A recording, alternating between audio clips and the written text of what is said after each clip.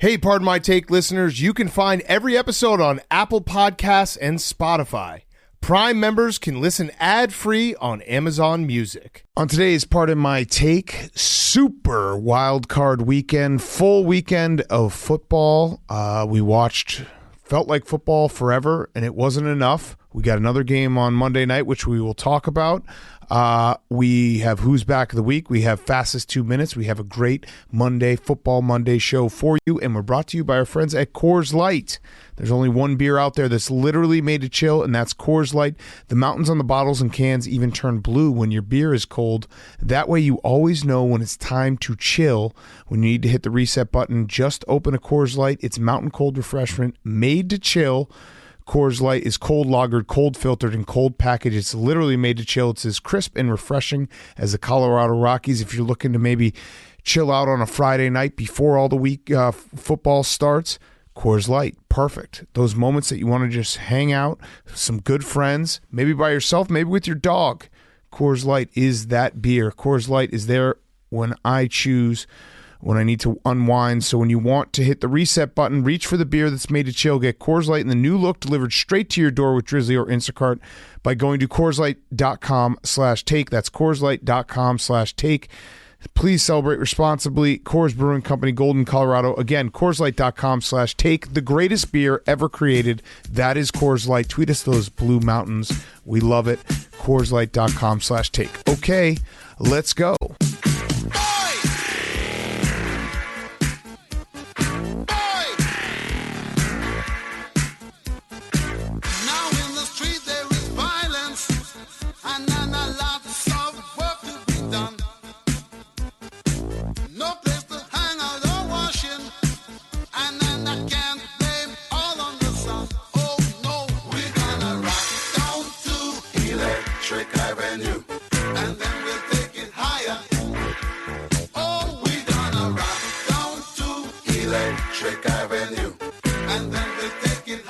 It's Pardon My Take, presented by Barstool Sports. Welcome to Pardon My Take, presented by Coors Light.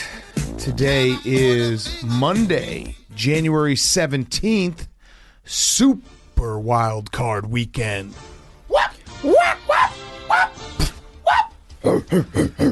We start in Cincinnati, where TJ saved the drama for Uzama, opened the scoring in this game as Mike Tirico was looking down upon his Italian brother, Rich Bisicchia. Huh? What? Huh? What, Boom? Zaytoven, Jones, and the refs lost their sense of hearing as Jerome Boger McFarland will be watching the rest of the playoff games from his own special seating. Evian McPherson was wet from range, and the Raiders had one last chance to tie the game late, but Jermaine, ooh baby, I like it like Pratt, touch me like that, before I turn into this Cinderella back into a pumpkin. And the Raiders fall short. Send that text message, Bengals fans. We did it, Joe. Bengals 26, the Raiders 19. In Western New York, where Josh Allen popped his Viagra. And warning, please see a doctor if blowouts last longer than 3 hours. Dawson, knocks. Who's there, Boom? Imo. Imo who? I'm open to get in the end zone as the Bills kept the clowning going all night. There must be some kind of way out of here, as Dante all along the watchtower contemplates retirement after his showing Saturday night. The game was well out of hand when Hunter Henry Biden dropped a touchdown like it was a laptop filled with incriminating emails. The Bills in a rout. And no one circles the wagons like the Buffalo Bills. Bills 47, Patriots 17. Down to Tampa Bay, where Keyshawn Ricky Vaughn proved he belongs in the major leagues. The Bucs and Hit Me Brady one more time are looking to repeat as champs, and Mike Sean Evans was a hot one on Sunday, going for 117 and a tutty.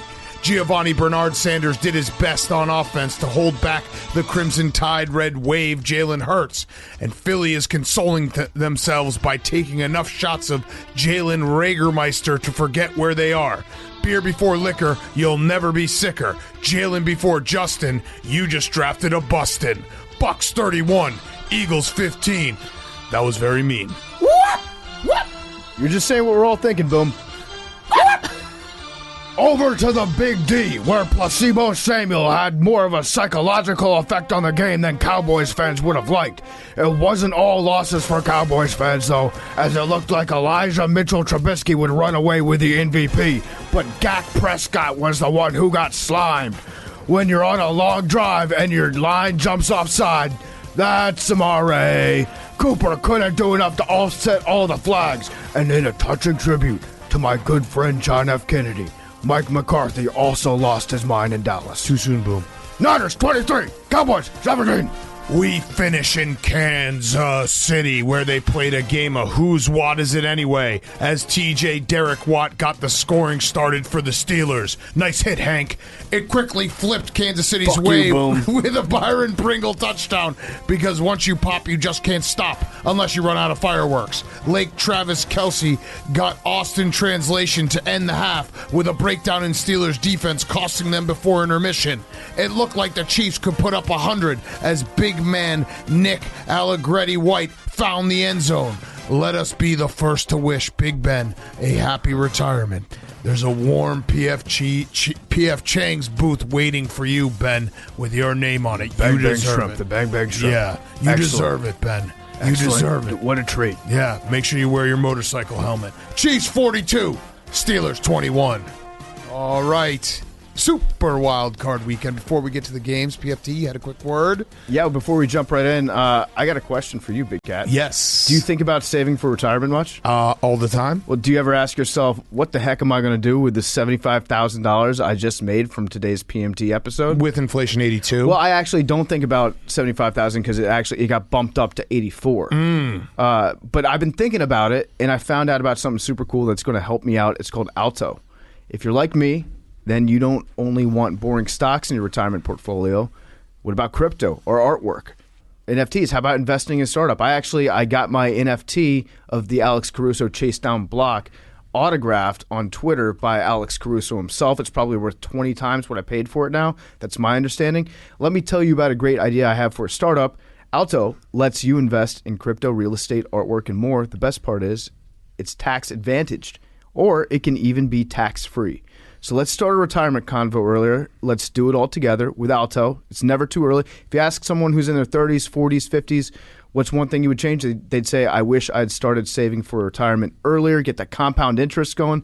Go to altoira.com/PMT. That's ALTOIRA.com/PMT. You can get started for just $10. That's ALTOIRA, altoira.com/PMT. All right. Super wild card weekend in the books. It was a great weekend of football. Well, there were some moments. There was a lot of games that weren't great. I would like to say to the people that are saying we should not have a 7th playoff seed, you're wrong. Fuck you. I can do it in verbal meme fashion, which is Winnie the Pooh saying we should not have 7 playoff teams. Tuxedo Winnie the Pooh saying maybe we shouldn't have the 18th week, because if we didn't have that last week, these matchups would have been better. Yeah. It probably would have been like the Chargers playing against the Chiefs, and it probably would have been maybe even the Saints. It's like when they expanded the NCAA tournament to 68 teams, and everyone's like, why the fuck do we need these first 4 games? And then you watch them, and you're like, well, yeah, I mean, sports, I'll watch it. I don't care. What do you want me to say? Next week, the games might be closer. Yeah, there were some blowouts. I don't care. I want more football. Yeah, it's more football, period. I'm excited for more football. We have a game tonight, which is incredible. The fact that we have that sitting for us after a full weekend of football is awesome. So, yeah, dummies, like, you're just playing the results. 1 year, a 7th seed will get hot, and they'll win, they'll beat the 2 seed, and everyone will look like an idiot. Well, be careful what you wish for, because if you root for a team that's borderline, that would be that 7th seed, and we get rid of that 7th seed, you're going to hate yourself. Yeah. Because that's just making the postseason means so much. I speak as a team that's like, that's our ceiling, really. Yeah. Is the 7th seed, just like you and the Bears last year, right? Like, just getting to the playoffs, that's absolutely worth having that extra seed in there. It's a whole week to get excited. Yep. But so we'll start with Sunday night, then we'll go back in time to Saturday afternoon. Big Ben, the finale, it's over. There was a moment in time when TJ Watt returned that fumble for a touchdown, and Hank thought he had just won $3,000 off a $25 bet because he thought he bet TJ Watt first touchdown. He actually bet Derek Watt first touchdown, which, Hank, are you okay now? Yeah, I'm doing all right. I'm just going to quickly explain my logic. Because Okay. I know on the show, I don't know if I've said it on the show, you guys know this. Every primetime game, I bet the quarterback to score the first touchdown, and then I usually pick one player from each team. I knew Big Ben wasn't going to score it, and I was looking at the odds, and at the very, very bottom, literally at the very, very bottom, it said Watt plus 12,500. Crazy odds. And I was like, oh, Derek Watt, TJ Watt, Defensive Player of the Year. They must have thrown this on knowing that, he's Defensive Player of the Year. Who knows? Well, I was like, fuck it. Those are good odds. It's TJ Watt. You never know what's going to happen. And we also talked about TJ Watt scoring a touchdown as being part of the formula for success for the Steelers. Yes. Would you definitely listen to that show? I did. Yep. And so Hank, great move, Jake. Hank listening to us in part of my take, that seeps into his mind, but then it becomes an age-old battle of Hank against the English alphabet, and you saw Watt. You didn't even read the first name. I didn't even read the first name. I didn't even think about it. It was such a long shot, and then all of a sudden, TJ Watt gets a fumble 6, and I was paralyzed with excitement and hope. Big Cal was pumping me up. Everyone was gassing me up. For you. And then I tweeted out, and someone that was with us at the stream was like, "No, it's Derek Watt, not TJ Watt." Our touch grass moment of the week for people online, I got tagged in a thread where people were saying you just made that whole thing up and you were acting and you knew it was Derek Watt. You have to understand we are very stupid. That was all authentic. I don't think an all-time we clip. could have pulled that off. Go watch it. We'll put it on the Pardon My Take Instagram. It was from the highest of highs to the lowest of lows. But that is that moment is perfect for this game because that moment happened and the Steelers were playing the Chiefs to a draw in the first quarter. And it was like, okay, the Steelers are doing everything they need to do, minus the fact they couldn't get a first down. Like, their defense is all over the place. TJ Watt has completely wrecked this game. He had to basically cause an interception, got that fumble for a touchdown, and there was that glimmer of, ooh, this might be magic. Like, the Steelers might actually do this. This is going to be crazy.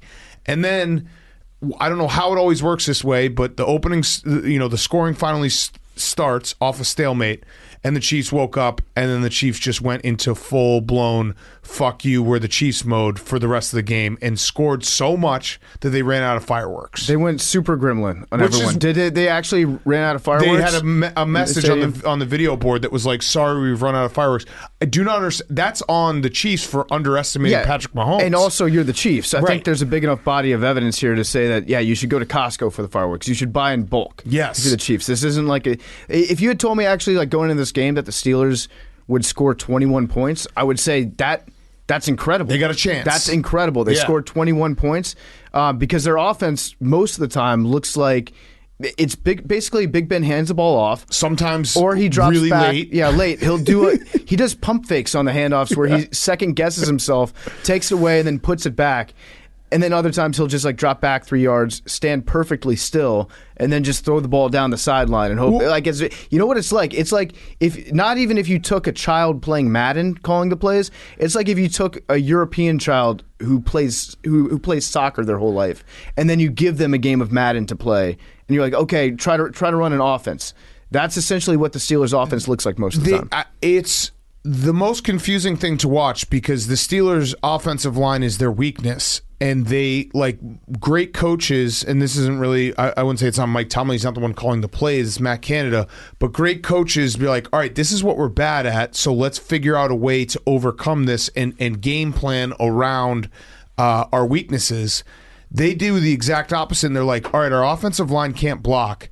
Let's make sure that every single play takes a really long time to develop. Mm-hmm. And it's either like a play where receivers run out and then come back to the ball and they throw it, before the sticks, or it's a deep pass and Big Ben can't move really because his legs are shot, and it's basically a Hail Mary to Chase Claypool when he's double covered. Those are the only plays. And then run the ball into the line for a yard and a half. Yeah, the runs into the line are set up. They're even slow because Big Ben doesn't go under center. He goes in shotgun, which you would think you can just get the ball and hand it off immediately.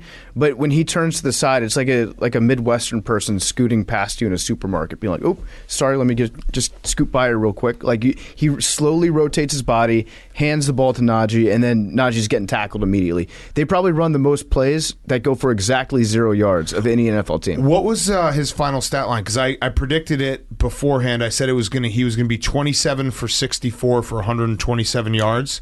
For 44, 215. So he lit picked it up up some yards at the end. So wait, what was it 29 for 44? Yeah, 215. That wasn't that 2 far off. touchdowns. Yeah, he maybe didn't have as Passer many. rating of 92.5. Yeah, so I mean, and that's kind of indicative of like Big Ben's season, where if you look at his stats afterwards, you're like, oh, he's still got He can something. come back. And then you watch it, and you're like, no, there's not a lot there. And in a weird way, it's like, obviously, I mean, the Steelers weren't going to win the Super Bowl. It's almost better that they lost this way because like it really is over. Like it's done. We've said our goodbyes. Shout out Mike Tomlin for calling that last time out with 11 seconds left so that Big Ben could try to end on a touchdown, which would have been a hilarious, like... He almost got his tight end killed on the last play, too. But hilarious, we're cheering a touchdown when we lost by 14 in the playoffs, and it really wasn't that close. Because the Chiefs, like, they went into full... like clown mode. They were throwing to big guys. They were doing the shovel passes. Travis Kelce threw one. Like they basically just opened the playbook and like, yeah, they can't really stop anything. Let's just have fun. Well, it's crazy that Andy Reid was using all the fun plays this week, knowing that they have to play the Bills next weekend. Yeah. So like, imagine what they have in store. If this was the cute stuff that they had drawn up this week, they probably got some crazy stuff on deck for next week. Yeah, and it was a very good reminder that the Chiefs are still like, I mean, They're still the Chiefs. we're not gonna. Well, no, because Vrabel wants us to not give the Titans any credit. No, the Chiefs are still the team to beat. The there you go. Chiefs are, they're the team that you don't want to play still, even though they've been the team that they're in like year 5 of being the team that you don't want to play. Also, in the Tyreek AFC. Hill, like the only thing that anyone who's rooting against the Chiefs right now is like, oh, Tyreek Hill might be banged up, and then he did a somersault in the end zone on a score that wasn't even a score. A backflip. Backflip, He did a round off with a back handspring. Yeah. And then a back flip, and he stuck all of it. I think his heel is just fine. And he didn't even score on that play. And he didn't score. He came down like an inch short of it. And I was thinking back to before the game when Big Ben was saying, no one's giving us a chance. You know, we might as well just go out there and have fun. And everyone was like, oh, Big Ben's being sarcastic, trying to get his guys. I actually think Big Ben was being completely serious. Oh, yes. He was like, hey, guys, the media's got us as double-digit underdogs. We can't throw intermediate passes. Deontay can't catch unless it's a tennis ball. They're saying all this bad stuff about us, you know? Like, I'm reading that, like, I'm physically incapable of running an offense right now. I think he was just actually being dead serious. Yeah. I don't think that Big Ben's sarcastic at all. No, he was being dead serious, and he was exactly right. And this game was never... I mean, it was, like I said, for 18 minutes, it felt like, oh, man, they're doing... Like, you check the boxes, turnovers, defensive touchdown, like, you know, getting off the field on third down.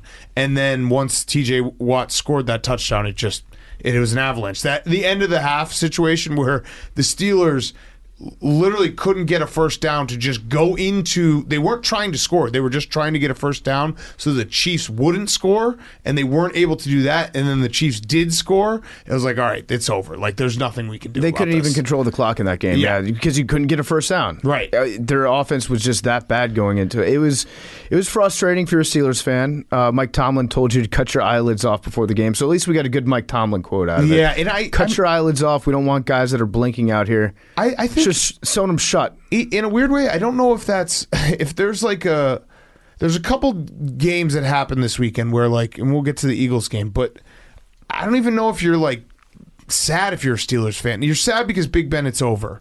But if you had said halfway through this season, like the Steelers are going to make the playoffs in a crazy Week 18 like string of events to get Big Ben one more playoff game, you wouldn't have believed it. So it was all house money at this point. And yeah, they got killed by the Chiefs, but everyone expected them to get killed by the Chiefs.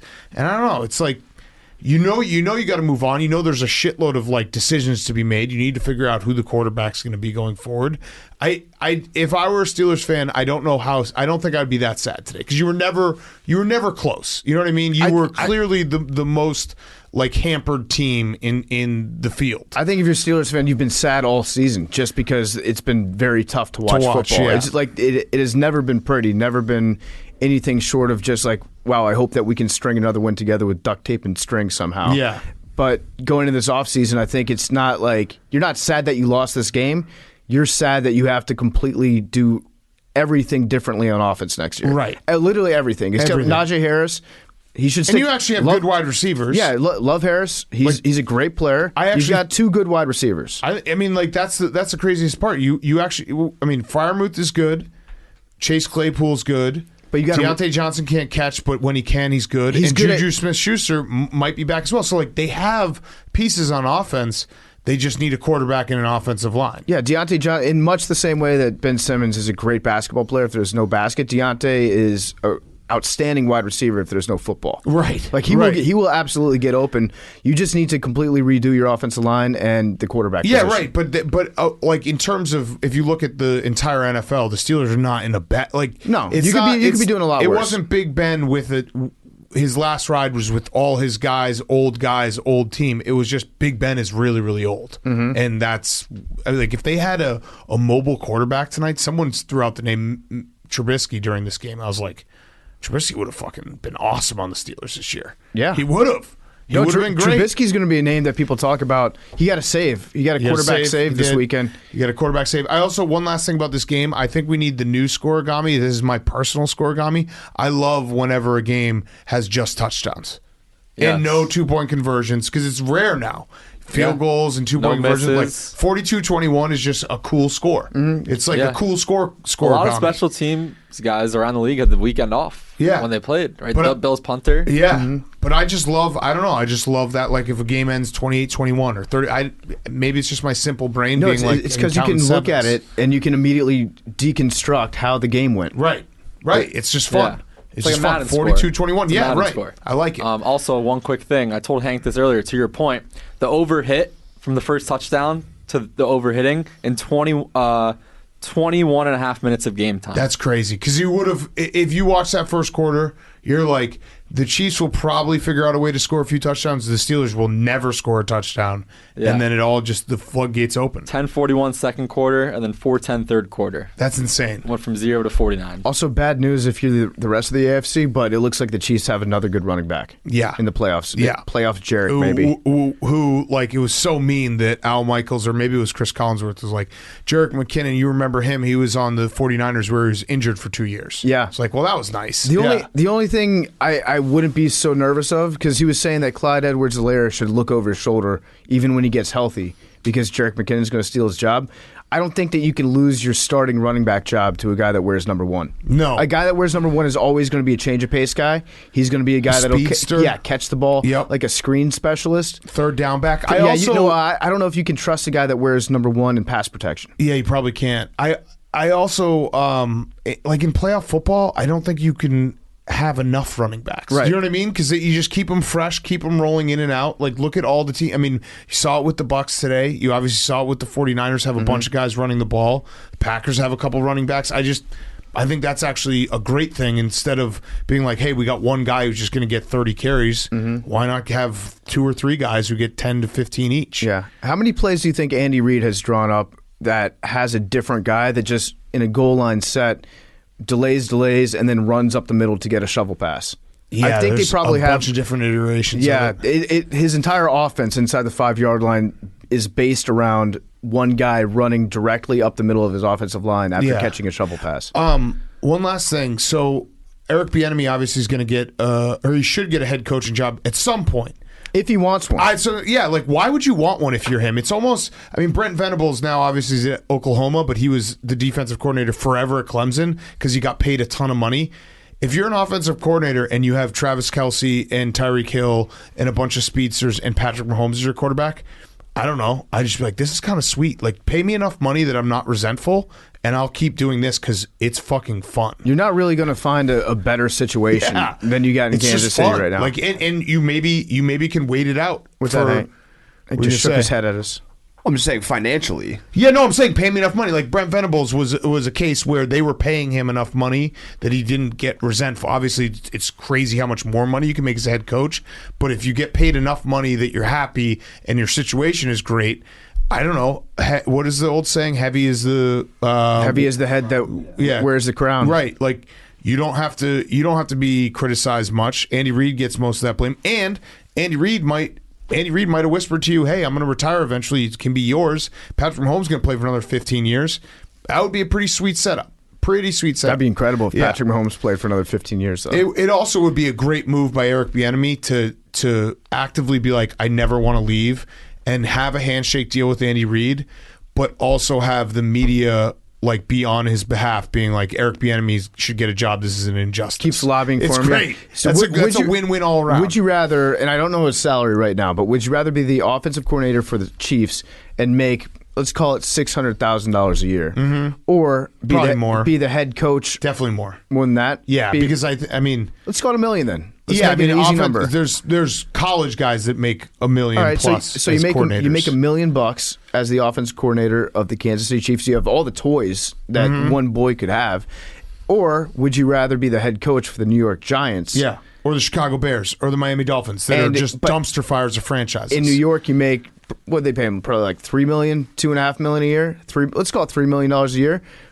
New York taxes, and you also lose every game. Yeah. Yeah, I'd rather stay in Kansas City and have everybody be like, that guy's a genius. Yeah. In Kansas City for another 3 years until you either get a job that opens up that you actually want, or you get the keys of the kingdom. You could have Andy Reid be your boss, where you get to hang out with Andy Reid. Yeah, every disagreement is squashed over a burger or a ribeye, or 3 steaks. Yeah, or you can have John Mara or George McCaskey be your boss and just creep you out all the time because they're fucking old and they have dumb brains and they whisper with their stale breath in your ear that you're not doing a good job. Their teeth fall out when they're berating you after a loss. Pretty easy choice The for whole me. office smells like death. Or would you rather hang out with a fat jolly guy that wears Hawaiian shirts and shorts all the time? Who's like, I'll take the blame. Yeah. Like, don't worry. If we lose, people will just blame me for timeouts. The only thing that would drive it, the Jackson Mahomes factor. Yeah. I would get sick of him showing up and telling me what to do. Maybe everyone loves him there. Well, yeah, Never thought about that. What if Jackson was actually like the world's nicest guy? And everyone loved him? Yeah. Maybe. The Chiefs, though, are awesome. This game on next Sunday night is going to be incredible. We'll get to Bills Patriots. Let's go back in time, though. Bengals Raiders. The Cincinnati Bengals win their first playoff game in 31 years. Incredible afternoon for the Bengals, for their fans, for Cincinnati. I said on Sunday morning, there's no better feeling in sports. Obviously, maybe winning a Super Bowl. So besides that, there's no better feeling in sports than playing the first playoff game, or if it were like a tournament game, if you played in the round of 32 on Saturday afternoon, and then getting to watch stress-free football or basketball for the rest of the weekend, being like, we're in the next round. Yeah. Like waking up on Sunday morning, if you're a Bengals fan, you probably got super fucked up, rightfully so, and then you got to sit on your couch and watch a bunch of teams and be like, well, they got to struggle to get where we are. No, this is an awesome weekend for Bengals fans because you got to get hammered before the game. You got to get hammered after the game. You got to extend your being drunk into watching football all day Sunday. You probably have Monday off for MLK Day. This has been an outstanding weekend for any Bengals fan, and you honestly deserve it. The entire city of Cincinnati should get a ring just for winning a playoff game. It's crazy. It's been 1991. Was that the last 1991. time? Send the text messages. Send the text messages. You've got you had so many years with Marvin Lewis where you were kind of like at the door Good, for a long but time. never, yeah. And you never got over that hump. CJ Uzomah, I feel happy for that guy because he was around for the Marvin Lewis days, and he got to see what he must feel like. He hit the absolute lottery, having the team just completely change around him, going through like a big pile of shit for a few years there in the middle. I'm just happy for people in Cincinnati. Everyone gets a ring in Cincinnati. Everyone gets a game ball because Zach Taylor went out afterwards. He actually had CJ Uzomah go out as well. He gave a few game balls out to different players and was like, go give these out at bars, which is such a cool move. He went to a bar. He promised that if they won a playoff game, he would give a game ball to the fans of Cincinnati. So he went to a bar. It was sick. Like, imagine just being at a bar after your team wins a playoff game for the first time in 31 years. You're drunk, and the coach walks in, and everyone's like, wait, is that the coach? I don't know what he looks like. And then he presents a game ball. That's pretty cool. Yeah, no, it's actually a very smart strategy to get the drunkest people in your city to be huge time supporters of you And know your face. Those are the guys that will be calling for your job on Sports Talk Radio. If you walk in and shake their hand one time after a playoff win, they're like, "That he's actually a really nice guy. I like that guy." They'll have your back. This is, I was thinking about it because the fact the Bengals won, they get to play again next week, obviously, in another big game. And this is essentially the world is doing when you get your new iPhone and you have to like rotate your face so it can recognize your face for the lock screen. We're doing that with Zach Taylor. Like we're going to see him enough that we're now going to be able to pick him out of a crowd. Because I'm not fully comfortable. You gave Steve Jobs your face? Yeah, of course. It's the fucking best technology ever that you can just open your phone with just looking at it. I never do it. I give Wait, you unlock your phone every time manually? Every single time. That's weird. I hit the passcode in there. Dude, because they don't have everything That's what I'm saying. us? The crazy part is like I've got all my credit card information stored in there. I've got my home address in there. Everything. I've got literally everything about my personal life in there. But I'm like, not my face. That's like and it's not like my face is not out there anywhere else. It's like doing the clear technology. People are like, oh, you want the TSA in them? They own us. I gave them my time. face too. They have everything. I give a lot of face out to a lot of people, but I will never give face to Steve Jobs. Oh, it's the best technology ever. Never. You just fucking do it. I will never do it, but I just won't. Every man's got to have a line, and mine is That's a terrible line I will to not have. allow my phone to scan my face into it. But yeah, so we're doing that with Zach Taylor. That's my point. We're figuring out Zach Taylor. Him. He's being real leaders do their best work in beer halls. I like that he's going in there and he's like making friends with the locals and especially catching them in a moment. This is just an outstanding win for the city of Cincinnati. I'm happy for them. It's about time that they got to celebrate anything. Yeah, absolutely. After Harambe, our sweet prince, the game sucked in terms of like flow. It was a ref show. It was also a field goal show. There's 8 field goals made, which tied the playoff record. Yep. It was basically stalled drive after stalled drive. And then the ref show got very bad. The whistle that people are complaining about. Two things can be true at the same time. One, the whistle I do not think had any impact on that play. If you missed Correct. it, there was a whistle that was blown at the very end of Joe Burrow's touchdown pass to Boyd, and by rule, if there's an inadvertent whistle, the play is just dead. Like they just have to redo the play no matter what the outcome is. So if you watch it, it happened at the very last second, like as he was about to catch the ball. The fact that the NFL is like, it happened after he caught the ball, do they think that we're all so stupid that we can't just watch the replay? Like, it didn't. No, it happened right before he caught the ball. It's like 1984. Yeah. When they're telling us what happened, history is controlled by the winners. It's by crazy. The victors. They're saying, like, we have always been at war with East Asia. And we're like, no, I remember, like, I was cool with those people 2 weeks ago. But, yeah, they're telling us that we did not hear the whistle. There was a fucking whistle there. It was a whistle. It happened before the catch. It didn't have anything to do with it. It didn't impact the play. If they had flipped that result over, if they had said, okay, we're going to replay that down, I would have been fucking pissed off. Even though they're right, there was a whistle.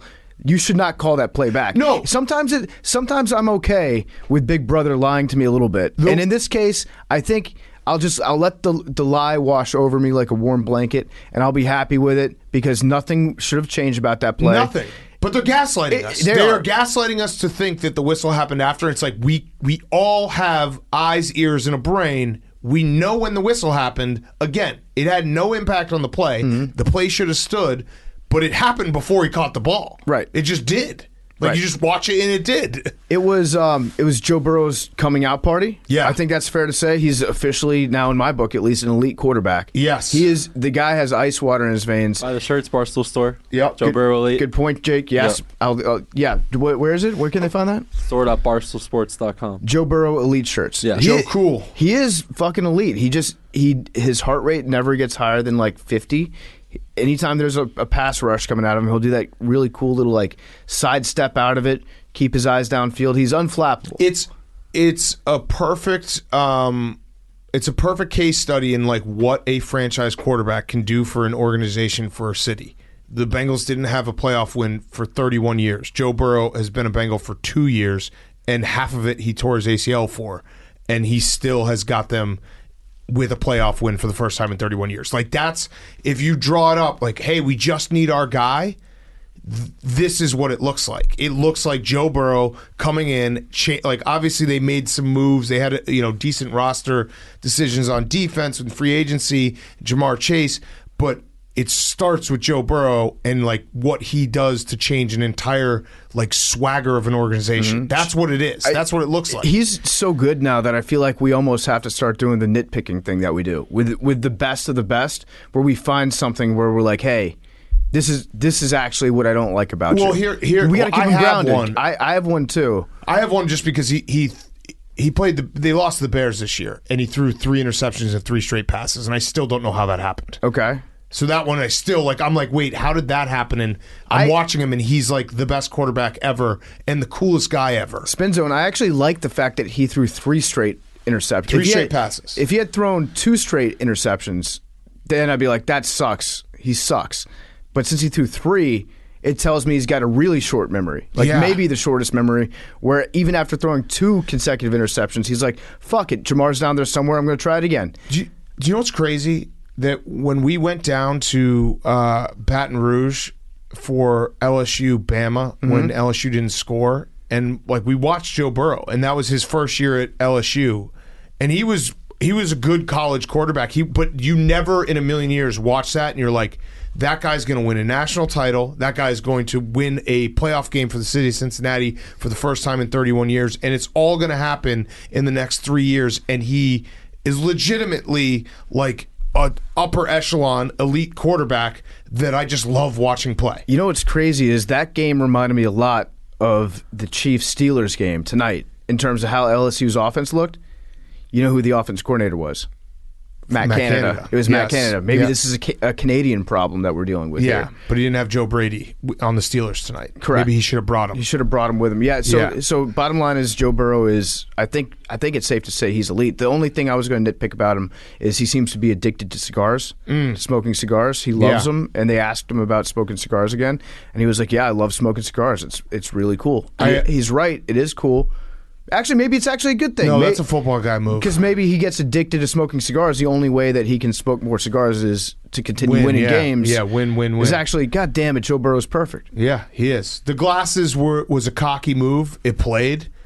He will do a cocky move that we will have to call out if he just keeps going like down the line of I'm going to wear more and more ridiculous stuff. I think these played. I looked at him, I was like, he's fucking cool. He looked like Al Pacino playing a younger version of Al Pacino. Yeah, but he's going to do the Big Ben when Big Ben wore a fedora, and you're going to be like, Joe, no, don't do that. That was an all-time hilarious look when Big Ben wore like the 3-piece suit. Dick Tracy, Dick Tracy. He had the fedora pulled down over his eyes because that was right when quarterbacks were starting to dress cool. Yeah. And it was like a very awesome thing that you could do as a starting quarterback to be like the fashion guy. And Big Ben was like, yeah, I consider myself a bit of a fashionista myself.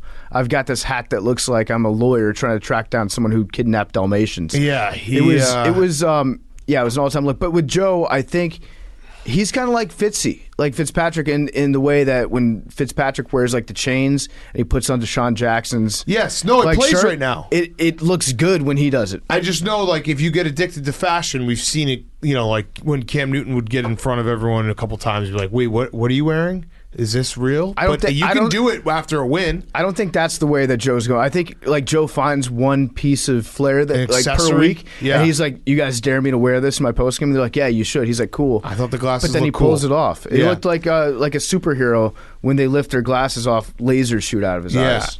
We should talk about the Raiders. So the Raiders, like we said on Friday, I kept on saying alligator blood. Like that was the Raiders. They like the game felt like it was out of like they were going to lose the game by 1 million when that fumble happened. They kept on holding the Bengals to 3. They kept on making big plays, and then you get to 2 minutes left. It's like, wait, the Raiders have a chance to tie this game. How the fuck is this happening? They're on the 10-yard line. How are they doing this? That was basically the entire back half of the Raiders season, where every time you thought they were dead, they would just like rise back up, like the Undertaker putting his hand through the fucking buried alive. Like, nope, we're still here.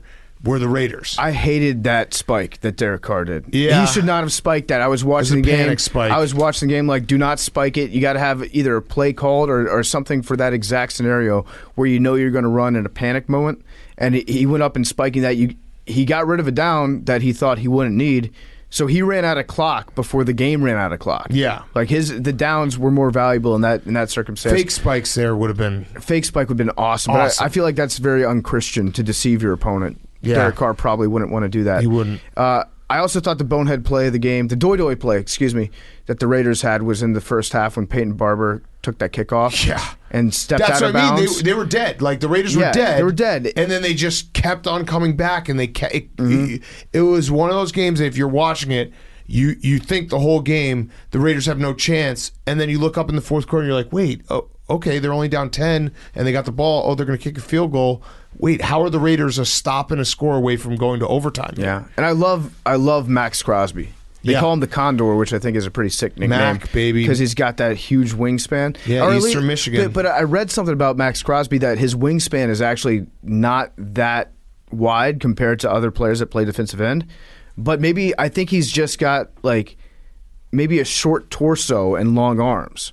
So, and he's got 2 X's in his name, which Max, is cool. yeah, Dos Equis. When they do the measurements of the wingspan, they just go fingertip to fingertip. Yeah. So if somebody has like a narrow chest or narrow shoulder diameter, then they can still have the long arms and have a big wingspan. Right. Proportionally. I think that's what we're looking at with him. But you thought way too much about this. Oh, I did because my eyes were lying to me. I was like, this dude has what must be an incredible wingspan.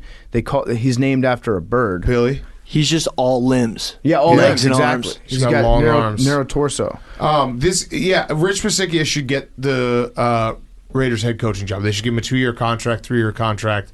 I don't know what more you could do. Like, with a team that went through all of that and had flaws, and Derek Carr, I mean, he didn't play great, but he wasn't, I mean, he had a great, I still can't believe the Raiders were in the playoffs. Like, they were not a playoff team with everything that happened to them. And starting December, they were not a playoff team, and they found a way.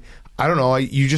I think you run that back. You try to fill some holes, and you run that back. Yeah, he's got the pulse of the team. No one's going to be able to step in and be respected by the players immediately the way that he is, because they love him. I saw a clip before the game of him going up to, I forget who it was. Zay Jones. Zay Jones. Yeah, and he pulled him in and goes, "Hey, coach, you're doing a great job." Yes. Whispered it into his ear. It was like, "Fuck yeah, thank you, I appreciate that, man."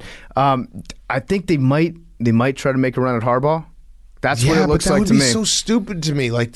I don't think. If John Gruden keeps his job, I don't think they make the playoffs. I really don't, because he fades every year, and they would have made some bonehead games and everything. The Raiders deserve a ton of credit for being in the playoffs this year. They deserve a ton of credit for being the alligator blood team that just wouldn't die up until the last fucking second. I would be excited if I were a Raiders fan. I'd be excited if they brought him back. Yeah. So, yeah, and I think I would too, because the players would be excited for it. And then the question will be, Derek Carr will get people throw his name out there because he does feel like the veteran quarterback that could fix a team that is on the cusp. Who's their offensive coordinator? What's that guy's name? Oh, Greg Olson. Greg Olson. Yep. That guy. The other Greg Olson. That with guy. The slick back hair. That guy is a fella. Yeah. That guy, he looks like a loan shark that's a bit of a hothead. He's been around forever. That gets the whole crew into trouble, you know? His temper he's been is around just. forever. He curb stomps somebody because they're a day late on their payment. Yeah. Greg Olson. He's I feel like he followed John Gruden around for a long time. Maybe that's wrong. He's John Gruden's henchman. He takes care of the dirty work for him. And the fact that his name is Greg Olson is crazy. Yeah. When was Gruden on the Bucs? In the not 2008, right? No. Was that post Gruden? That was probably he was on the Bucs 08 to 11. Yeah. So and then with the Raiders since 2018. Okay, so he's been with the Raiders for a while. That's what I'm thinking. I don't remember when Gruden finished with the Bucs. Might have been right around there. Let's see, he finished with the Bucs 2008. Oh, so there it is. Yeah. So he's a Gruden guy. Do you think Gruden? I was thinking about this. Do you think Gruden will ever coach again? Do you think he was rooting for the Raiders? Yeah, probably. I think he was. I think he still likes his guys. I think Gruden will coach again. I think he'll go through a phase. He's going to write a big. What if John Gruden gets really woke and then comes back and very funny. Just apologize? He's like, I've changed all my ways. He Michael Scott kisses Carl Nassib on the lips in front of the whole team. Yep. He's like, look, guys. Do it to Roger Goodell. Yeah. He's like, I got no bad bones in my body. I was thinking about that. That's kind of maybe a college. Maybe college would be like, fuck it, we'll give it a shot. I think he's going to have to go back to a high school that he's donated so much money to that they basically have the field named after him. And then Peter King will write a story about him being like, John Gruden's doing great things with these kids. Yeah, he'll rehabilitate his image and then probably get like a MAC job maybe. Yeah. Come back up that way, finish out his career as like a defensive coordinator or probably quarterback coach. I would say. I don't think he's going to be a head coach again in the NFL. I think there's some crazy Raider fans that probably blame the whistle, but I think most Raider fans know that was like you can't walk away being like the refs ruined that game. It was a ref show. Jerome Boger literally got banned from the rest of the playoffs. Well, they're like, you're done. That usually happens to Jerome Boger. Yeah. Where once every 10 years they're like, okay, Jerome, we'll give you one last shot at it. Oh yeah, So I remember bad. why we don't hire this guy to do anything. Yeah, it was. There must be no refs out there if Jerome Boger still has a job. Yeah, I mean, we have Hocules' son. That's it. It is a terrible job to have. Who would want to be a ref? Not me. Not me. It is impossible. It's a terrible you job know to how have. fast those guys are? It sucks. You can't see shit. The best case scenario, if you are a ref, is that at one point right before you retire, like Al Michaels has a nice 45-second story about you. And then the worst case is all the fans in the NFL find where you live and like send you death threats every single day. Yeah. You know what? That's kind of it. You know what the ceiling is for just the refereeing profession in general is Charles Barkley gives Dick Bavetta a kiss when they're doing that sprint back and forth up and down the court thing. That's as high as it gets. It's a thankless job. It's for crazy sure. how they don't have to face the media and go on the podium afterwards. Well, they do. They have the released pool the reporter, but everyone should be able to ask. Yeah, they're gaslighting us. It's crazy. The whistle did not affect the play, but it's fucking crazy. They're saying it happened after the catch. It kind of is a nice thing for Raiders fans to have, though, because you have something concrete that you can point at and be like, look, NFL rigged. The league is fucking us. They're lying to us about this. And then you get to do the math where if that touchdown hadn't counted, if they had blown the whistle, then we would have won the game. You can at least say that to yourself. Yeah. That's kind of a nice gift that you got out of this game. You can convince yourself that. All right, before we get to the next game, cross-country mortgage. And the Bengals obviously are playing against the Titans next week on Saturday, correct? Saturday. Yeah, first game. That's just they keep disrespecting the Bengals, throwing them on Saturday afternoons. I would say that's disrespectful to the Titans. Yeah, both of them. Nobody believes in the Titans. Yes. All right, cross-country mortgage. Football players make football plays, but they also make plays off the field. Like experts over at cross-country mortgage, they might not be doling out concussions or breaking bones, but they're dedicated to doing whatever it takes to get you into the home of your dreams. Cross Country Mortgage has a team of loan officers dedicated to getting it done and finding you the best possible loan terms available. They have an average close time of 21 days, which is crazy fast. They've got a wide variety of loan types, which means they've got everything to cover everyone with huge variety of products. They cover everything from renovations to refis and everything in between. So go with players that will make the plays for you when buying a home at Cross Country Mortgage. They are dedicated to getting it done. Go to crosscountrymortgage.com/barstool so Cross Country Mortgage can take care of you through the home buying process. It shouldn't be a scary word, mortgage. It shouldn't be scary to try to own the home of your dreams. Cross Country Mortgage will make sure they take care of you. Cross Country Mortgage, LLC, NMLS 3029. All loans subject to underwriting approval. www.nmlsconsumeraccess.org. Okay. Saturday night. Bills 47, Patriots 17. What were you going to say, Billy? I got some insane stats. I have some insane stats, I've got too. I think we got the same too. stats. All right, so we'll start with Hank, is which just one do you want glaring to at pick Billy. from? 1, 2, or 3? 2. 2. Josh Allen had more touchdowns than incompletions. He was 21 for 25. 4, by the way. Yeah. That was our callback. Yes, the 4 4 game. He was 21 for Good call, 25 Jake. for 308 yards, 5 touchdowns. What do you want next? 3. From 2001 to 2019, the Bills the Bills beat the Patriots 3 total times. Since Tom Brady has left, the Bills have beaten them 4 times. So they've already surpassed the last 20 years. And then they had more touchdown drives than third down attempts on Saturday night. That one's crazy. Yeah? We got crazier ones. Oh. Okay. So for the first time in NFL history, this was the one time there was a game with no kicks, punts, or turnovers by one team. Damn. That's crazy. That is crazy. The drives were That's wild. 9 for. Here were their opening 7 drives, which is a funny thing to say, opening 7, because it was the whole game. 9 for 70, 9 plays, 70 yards, touchdown. 10 plays, 80 yards, touchdown. 10 plays, 81 yards, touchdown. 4 plays, 89 yards, touchdown. So that was a little. They did that one quicker. 6 plays, 58 yards, touchdown. 9 plays, 77 yards, touchdown. 3 plays, 39 yards, touchdowns. The Bills have not punted in 2 straight games against the Patriots. And yeah, the only reason that they didn't score on their final drive, they just kneeled it out. Yeah, Mitch So Trubisky. I think that drive shouldn't even count. So, Hank, Yes. what do those stats do to you? I sat here on the show 1 week ago on these very airwaves and said I wanted the smoke. I wanted the Bills. I watched The Mandalorian during my COVID break. How you feeling, by the way? I feel good. I feel better. I only had symptoms for a couple days, and I was just kind of chilling, playing video games. But I did watch Mandalorian. It's a similar thing. You know, gladiator versus gladiator. You don't want to lose to, let's say you lose to the Bengals, and then you can always say, like, oh, well, you know, who knows who the East is. We got the Bills head on. They shit down our throats. There's no takeaway from that game other than, like, you know, the East is the Bills for, 10, 15 years. There's no reason why they shouldn't be beating the Patriots for the next 10, 15 years. The, blueprint from 2001 was like, young quarterback, not great defense. They're going to carry you to the playoffs.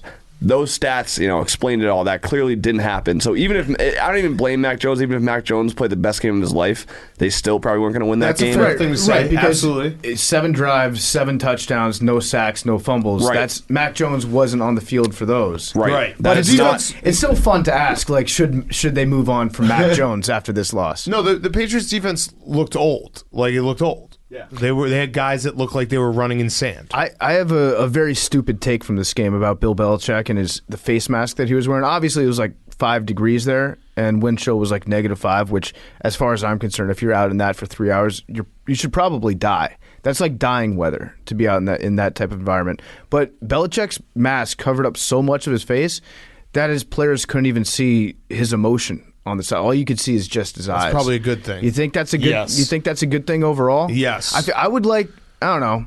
I'd like to be able to see some of my coach's emotion occasionally. But he's not an emotional guy anyway. Yeah, like, but it's not like he's boisterous to begin with. Yeah, I mean, did Steve Belichick, was his face out? I think it was. He should have just had his mouth cut out so you could see him licking his lips. Yeah. I don't think Bill Belichick's facial expressions had any bearing on the game. Probably not. That's why I prefaced it by saying it's a stupid thing. Yeah. But like it just struck me as like kind of odd that he went full Darth Vader mode for it. He probably thought this was going to be a long ass game because Josh Allen, like right now as we currently sit here, owns the Patriots. Like what he's done besides the game that we went to that was crazy elements. Like they just run all over the Patriots. Quick note about that game because I got a lot of people reaching out, saying some not so very nice things. Out. Yeah, reaching out. Sending me checking in to see how you're well doing. wishes. You know, a lot of people pinging you. But among those, tweets and DMs were like, "Enjoy Week 13 Super Bowl, you fucking bitch."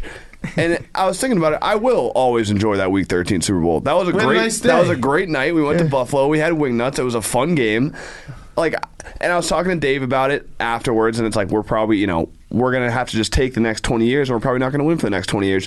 And I'm okay with that, too. Like, I'm That's okay the thing is you with can't- being like...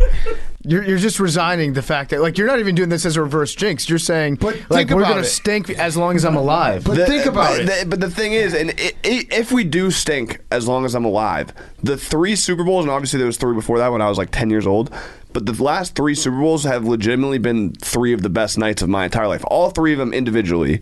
If I was going down a list of like the 10 best nights of my entire life, like those 3 are high on that list. So we can suck forever, but people are like, oh, the Pats suck now. Enjoy those Super Bowls. It's like, I will. Yeah, no, I will enjoy those Super Bowls. I will look back fondly. Like, I don't, whatever. It sucks, but like winning 3 Super Bowls in 9 years is insane. It is crazy because the Patriots got demolished, but like what can you like people can kind of dunk on you, And they did. but you did just come off probably the greatest like dynasty that modern football will ever see, just because it's going to be so hard to ever duplicate that. So it's kind of like I don't really know. It's like you like you just said, you actually put it perfectly. Like you went to 3 Super Bowls for your team.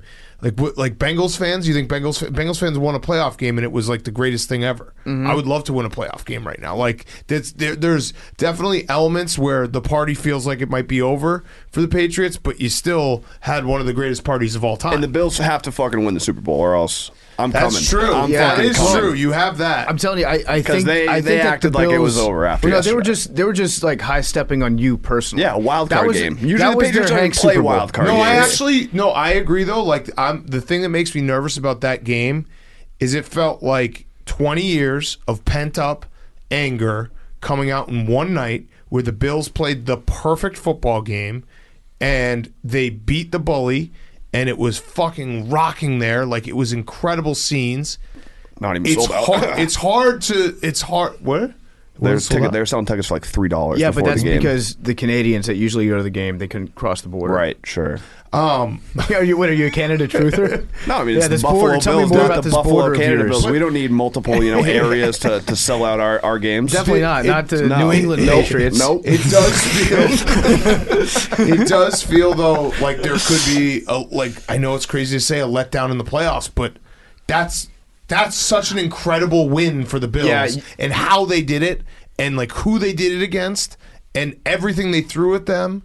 It was the perfect game. It's hard to have a perfect game twice in a row. I know what That's what I'm saying. I know what you're saying, because you can look at this 2 ways. You can look at it as like, have the Bills played their best game? Right. Was that it? Are we going to be like, these Bills could win the Super Bowl and then they won't have anything left? Or you can look at this as like, this was an official monkey off the bat game. Well, it's not the same, because college football is very different in the fact that like there's 2 teams, 3 teams every year that are just so much better than everyone else. But I did see Seaton from the Dan Patrick Show made a decent point that I didn't think about, but it felt a little similar to Michigan beating Ohio State. Mm-hmm. And it's like, Michigan beat Ohio State. That was an incredible day. They finally beat the bully. They kicked the shit out of them. It's hard to get back up.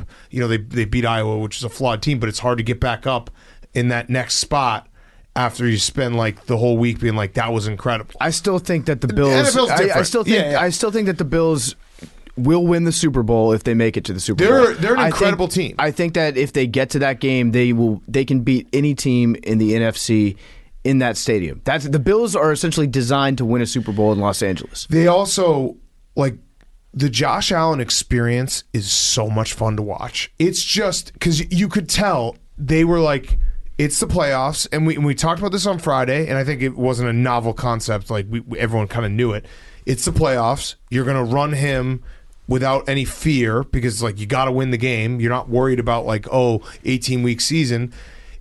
His entire arsenal of everything that he has is so much fun to watch. Yeah, just running the deep bombs, the short passes he rifles into places. He's a very unique. There are very few quarterbacks. It's probably Patrick Mahomes, Aaron Rodgers, and Josh Allen. Maybe throw in Russ, where it's you're watching something totally different.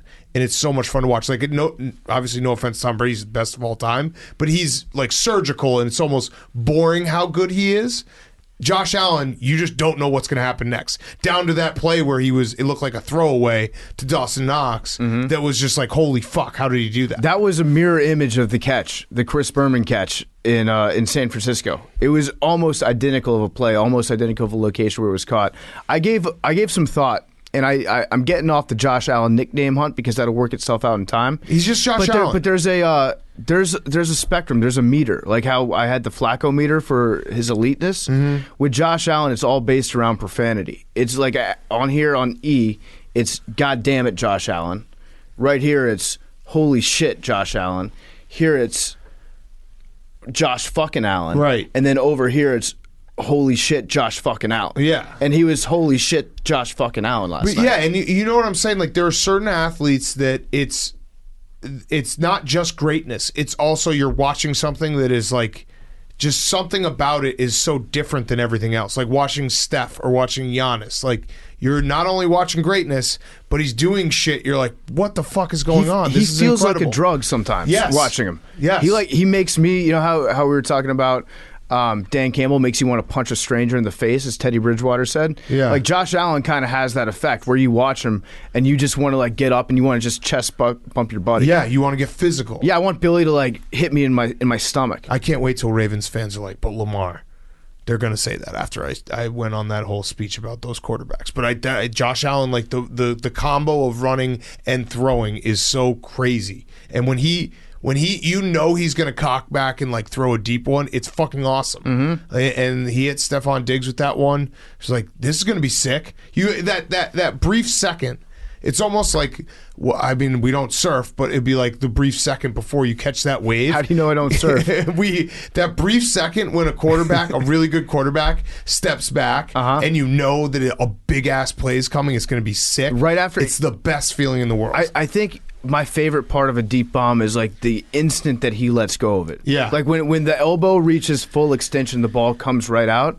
And you know it's going to go 70 yards. I can't wait for next week when it's Patrick Mahomes, Josh Allen, just peppering the field with these deep bombs. It's going to be incredible. And the Bills' defense was awesome. The Bills' defense deserves a lot of credit. Micah Hyde, that pick was like out of this world good. Mm-hmm. Yeah, or do you think the game's different if they call that holding play? I mean, that holding call and that touchdown at 7-7, it was egregious. Who's to say? It was an egregious hold that they put on the guy. Josh Allen screened the ref. That's what it was. Oh, really? Yeah, the angle, like Josh Allen was perfectly screening the guy that was holding. Intangibles. Did they say anything about it in the post game pool? Did they ask the refs about that holding call? It wasn't really one of those games where you're like, I need to see this pool to justify this game being bullshit. Well, the whole game changed on that call. Yeah, he did the Olay, and the guy got past him and then reached around, grabbed both shoulder pads, and just dragged. It was the most blatant call that, like, usually when you're watching a game, unless you've singled out one specific pass rusher that you're locked in on, you don't really see the offensive line holding calls until the replay. Right. On that, everybody was like, that's a fucking hold. That's a blatant hold. Yeah. And then you just kept waiting for the flag to be thrown. It never was.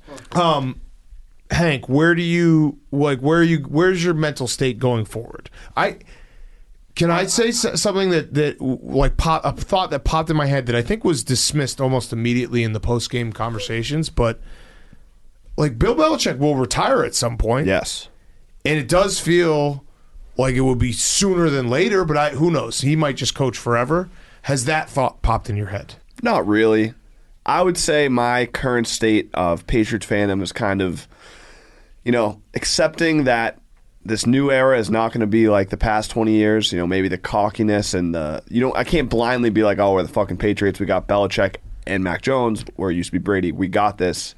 And because, for the past 20 years, that worked. Yeah. You could just blindly be like, we got this shit. And you guys would be like, no, well, the blah, blah, blah, blah, blah. And then the Patriots would beat that team. I don't know that that's the case anymore. They're so good. That is what we sounded well, I mean, you could fill in the blank with like 10 people in the past 10 years. Where you guys be like, whoa, blah, blah, blah, the Steelers, blah, blah, blah. Jaguars. Yeah, literally. Those days are over. The Bills, they have the East for now. And, we'll just see. Now we're back to being the underdogs. The reason why I thought of that, and it's obviously the difference between Bill Belichick and like regular human beings, because Bill Belichick is addicted to being the best coach of all time, and like he clearly loves football on a different level that no one could ever understand. But I was thinking it because if I were in his shoes and I watched my team get smoked like that in 5-degree weather and I was, 70 years old, 65 years old, I'd be like, enough of that shit. Yeah, I'm moving to Florida and I'm fishing all winter. Like, this sucks. You've accomplished enough in your career where I don't think you have to go stand and literally freeze your face off. That's why we're quick guys. Yeah, we're definitely like, quit while you're ahead. Yeah, this has all been fun. It's time to just go and chill out and live in Arizona or something. Yeah, imagine doing this podcast if we had to do it outdoors in Canada. Fuck that. And we had been doing it for 25 years at number one. Yeah. And we were 60 years old. No, thank you. No, thank you. I do like that Hank has learned humility, really. Yeah. Hank's like, I guess, I'm going to have to learn how to be an underdog.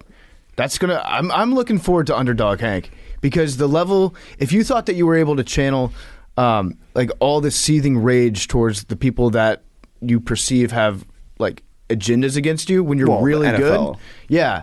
But imagine how many more enemies you'll be able to develop and nurture as a true underdog. But he's not going to be. Literally no one believes He's in not you. going to be a true underdog. Yeah, we're the underdog. Because he's still got the 6 rings. Like if you get in a conversation with him, Well, you're the like, Bills are it's gonna- going to the be Bills- like well, you're going Hank- to be like the Bears and the Washington football team. He's like, yeah, but we just won 6 Super Bowls. You're Hey, like, fuck. Hank's right. got the 3 rings that you really remember, right? Well, then I he remember won. the other He ones. won them. I was won the other 3. Yeah, I was physically there for the last 3, and I was he went to jail for drinking, Brady. partying, doing the whole celebration thing. I was like, I think 9, 11, and 12 for You the went to first jail 3. for Brady. Yeah, You deserve a ring. I would agree. What do you think about the idea that, because I know a lot of Patriots fans absolutely hate the uniforms that they wear right now. The only reason that they're good uniforms is because you won so much in them. Do you think that now is the time to rebrand the Patriots, to get all new uniforms in and just let those old ones belong to the dynasty? Yeah, well, that kind of, speaking of uniforms, I've had some thoughts about the vest. Oh. That stays in the dynasty. I think you got to frame it, though. That's the plan. So obviously, and I wasn't going to bring this up, except I just brought it up out of nowhere. But if we ever get in a situation, obviously these things come up. Tom Brady, if I ever get in a situation where I can be with him and appropriately ask him to sign the vest, I would do that. I would, frame it, and that would be it. It stays with the dynasty. The one saving grace you have, though, is that if this is like a big transition, I mean, Bill Belichick's the one guy that you'd want to be at the helm. That's when you would panic. I think if you were a Patriots fan, if Bill Belichick retires, that's the panic day. They need to keep Up until that happens, you're like, well, he's got this, beg that he has a job. and he probably still still has. He probably does have it. That's the thing. He probably does have He it. probably has a plan in place. Yeah, they'll and probably it's be probably back. a super secret plan that Yeah. he's told Ernie Adams about. That they've Ernie got Adams- they've got a scroll that's hidden behind a bookshelf where if you move a statue's head, it opens up, and here's the line of succession for Patriots coaches. But he definitely is a guy that would have his successor anointed and already picked out. You just got to hope that he sticks around to help with the transition, and becomes a behind. He almost would become the Ernie Adams of the next guy. Yeah. Because he's not, like you said, he is football. Right. Bill Belichick's football is not just his life. He is Football. his body is football. I just think that if that were me, that loss would have been yep, that was fun, but I'm out. Did they ask him about his New Year's resolution? He did no, but he did say that he's going to be back. So that was put to bed pretty quickly. Congrats to Buffalo, Super Bowl champions. Yeah. Great season. Oh, It they've is earned true, it. Hank. You get to play the role of if you don't win the Super Bowl, it means nothing. Is that incorrect? No, No, I think it's not. That's not fully correct. It's not incorrect, but it's not. It's somewhere between the truth and a despicable lie. I think it's pretty correct, and because I'll tell you one thing: the Patriots fans will not be celebrating seasons that we didn't win the Super Bowl. Well, you also won 6 of them. But Just that's saying. I think the Bills, given where they were just even a If few they weeks lose ago, in the divisional round and they're acting like that was a good season, like that, just couldn't be me. no, I think that part's correct. I honestly do. if they lose this weekend, Yes. Yeah, it's a disappointment. That part is if correct. they make it to the Super Bowl, Yeah. then Soupy's a soupy. Soupy's Speaking of Getting there Soupy, is they were the dr- hard part, They were yeah. drinking chicken broth on the sidelines too. That looked delicious. I don't Yeah. know why more teams don't do Oh, that. also Ryan Fitzpatrick was there. He took his shirt off. What a fucking legend! Yep. God damn it! He did tell us when we had him on that Buffalo was his favorite city that he played in. I'm He's counting played that in as a lot of cities. as a win for the Washington football team in the playoffs. There you go. Our quarterback was there. Yeah. We fucking beat the Patriots. That was sick. Billy. Dildo. Yeah, good Dildo call, came through. Dildo. Good job, That Billy. was awesome. Good call, It was Billy. great Good too. stat- They good just stat, he Billy. looked at it and was like, "That's a fucking dildo." Look, it was a Kendrick dildo Bourne. game. Yeah. The dildo was there, and they had the greatest offensive performance of a team probably ever. You foretold this prophecy. I don't know how it happened. Also, Yeah. On Friday. You Sounds had like you do know. you had a dildo premonition. No, I just thought this would be the game they'd bring the dildo out for. So I saw a tweet from Ross Tucker saying that there were multiple dildos, or was there just one magic dildo that was thrown? There was we one saw dildo one seen big on one. TV. Yeah. I don't know how many dildos were in the stadium, but Probably a few. Yeah, but wouldn't that be really sad if you brought a dildo and then you didn't throw it, especially in that game, and then you had to take the dildo home with you? Oh, I think the saddest would be bringing the dildo and not having a strong enough arm to reach the field. Yeah, you hit somebody in the front row. That's the saddest of all. If you hit someone and then you get kicked out for throwing a dildo, If but you- it didn't even get on national television. If you don't throw the dildo, do you throw it out in a trash can on your way out, I or think do you so. take it Just home leave, with no, you? Just leave it at the seat. Yeah. Leave it at You the suction seat. it to the seat itself. Yeah, just see you later. It's their last game there this season. Maybe. Right? No, I mean, if the Bengals Oh, win, yeah, I forgot about the Bengals. you're already Disrespecting them, yeah. Yeah, if the Bengals win and the Bills win, the Bills will have an AFC championship game in Buffalo, That would be so fun. which would be very, very fun. I predict another dildo if that happens. If that happens. So you got to predict the game first. You got to say that's going to happen. It's going to happen, and if it does, the dildos will come out. We also put to bed, finally, wind is the only weather that matters. Because it was just as cold, if not colder, than when we were there, but there was no wind, and you saw what happened. So wind matters, which I think everyone knew, but we had that brief stint for a couple months where we were just climate denialists. Deniers? Yeah, we got Greta Thunberg. We didn't deny climate change. We denied climate in general, that weather didn't exist. We denied climate effects. No, just weather doesn't exist. Yeah, so I actually think that I don't think rain matters. I want that on the record. I think wind occasionally matters. I think snow matters, but in a different way, where snow gives certain football players incredible abilities, Yeah. like Shady McCoy. Tons of rain matters. Tons of rain. Torrential downpour. Yeah, I mean, if matters. you're playing the game in a swimming pool, like it's that an Colts issue. 49ers game this year. But I think that like snow football, definitely there are guys that know how to run in the snow better than other guys. Yes, absolutely. All right, let's go to the next game. Sunday, Bucs Eagles. The Bucs killed the Eagles. This was a game that was like walking into it. I was like, this is the Super Bowl champs playing against a team that has not beaten anyone good. And then it happened. And the Bucs reminded everyone, kind of similar to the Chiefs, they reminded everyone, oh yeah, we're a really good football team. The regular season, the ups and downs of the regular season don't really matter. It's all about just January. And their defense looked awesome, fully healthy. First time they have like pretty much everyone back since week 1. And they demolished the Eagles. Like, the score looks a little bit closer. This game was a complete snooze fest in terms of competition. Like, I think the stat was the Bucs in 9 drives through 3 quarters, the Bucs forced 4 3-and-outs, and only one of those 9 drives, the Eagles got more than 1 first down. Yeah, so they just had nothing. The offense just looked incompetent for most of the game, and going in, like Jalen Hurts' stock actually took a big bump in this game, because the last memory that you have of him was, well, one of the last memories was him walking out of FedEx Field and the stadium falling on him, and his reaction to that actually made me like him a lot more, seeing how he was like, he played it cool, took some pictures, made sure everybody was okay. That told me like, maybe franchise quarterback. But you thought that the way that you saw him progress through the season, you were like, I think this might be maybe the guy going into next year. We've got 3 first-round draft picks. We can build around him. And then this game happens, and it really highlighted everything that people said was wrong with Jalen Hurts. Well, and you're like, maybe they're right, because at some points in this game, I was thinking like they might put Gardner Minshew in. Yeah, absolutely. It was bad. Like, the Eagles got demolished. The Bucs defense was just, they had every answer to what the Eagles were trying to do. Jalen Hurts did do an all-time vet move, though. He got in the walking boot. Oh, so he did? got in the walking I boot didn't know after that. the game, and he said he'd been dealing with something all season.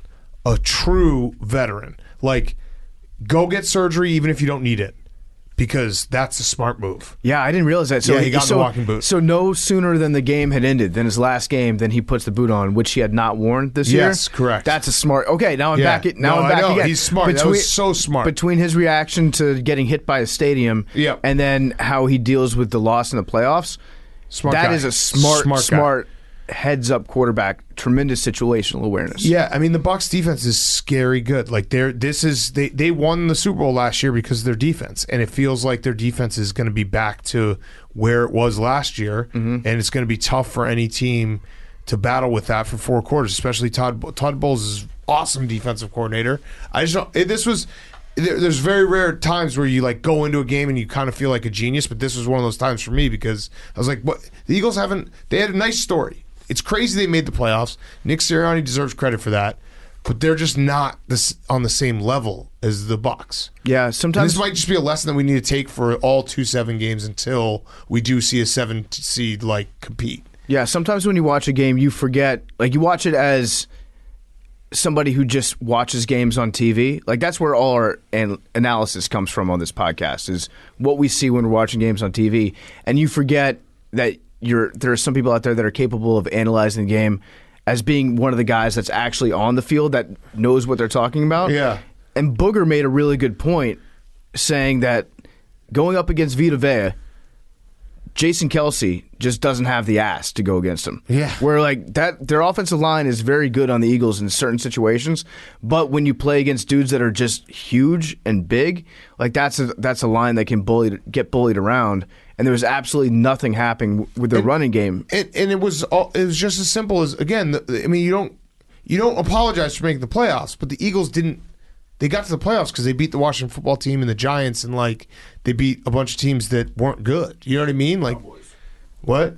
Except the Cowboys. Yeah, I know. Like, but but the Cowboys were at least competitive in their game. Like the Eagles were not in this game, so it was. I wish the Saints had been playing the Bucs. That would have been utter chaos. That would have been chaos. No one would have known which way to go with this game because, according to the eyeball test, you'd be like, well, I mean, the Bucs are clearly the best team in this game. Yeah. But then you're like, the Saints just have their number for some reason. It's actually the tired Wired is like tired people complaining about how there shouldn't be 7 seeds, and Wired it's just, well, we just should have had the Chargers and the Saints. Exactly. That's what I'm saying. There was That's that all extra week fucked everything up. Yes. If we had just gotten either the Colts or the Chargers into the playoffs instead of the got Steelers, the wrong 2 7 you seed got the wrong teams. 2 7-seed teams because there were better teams for those matchups out there. And I don't think that like the Eagles season has to be viewed as a positive. Now, Nick Sirianni playing Rocky clips the night before, that's got to be the dumbest thing ever. That's a college coach move. Like you can't play Rocky. That's Sirianni trying so hard to be from Philadelphia. I saw that. I was like, what is he doing? Like you can't tell me that guys in that locker room weren't just like, what are we doing right now? We have a NFL playoff game and we're watching Rocky to get us pumped up. All right, this might be a controversial take, but Rocky 1 is pretty boring. Except for the fights. It's a boring. It's a boring movie. I assume he played him Rocky 4. Yeah, I assume that's the clips that he used. But who knows? Maybe. You think Brady was Drago? Maybe. Yeah. Probably. Yeah. Yeah. The champ. Yeah, but it's classic Sirianni. And they have to go for an away game. Sirianni is the friend that you know that like went overseas in college and did 1 semester abroad in England. Yeah. And now he comes back and he loves football, but he's talking about soccer. He says cheers to everyone. His emails are signed cheers. Yeah, cheers. Rick. Yeah. That's just a clown move. I mean, it's a college coach move. I remember Fred Hoiberg did that with the Bulls. He played clips of Animal House to lighten up the mood. Just go back to college, dude. Yeah. They're grown men. Why would you do that?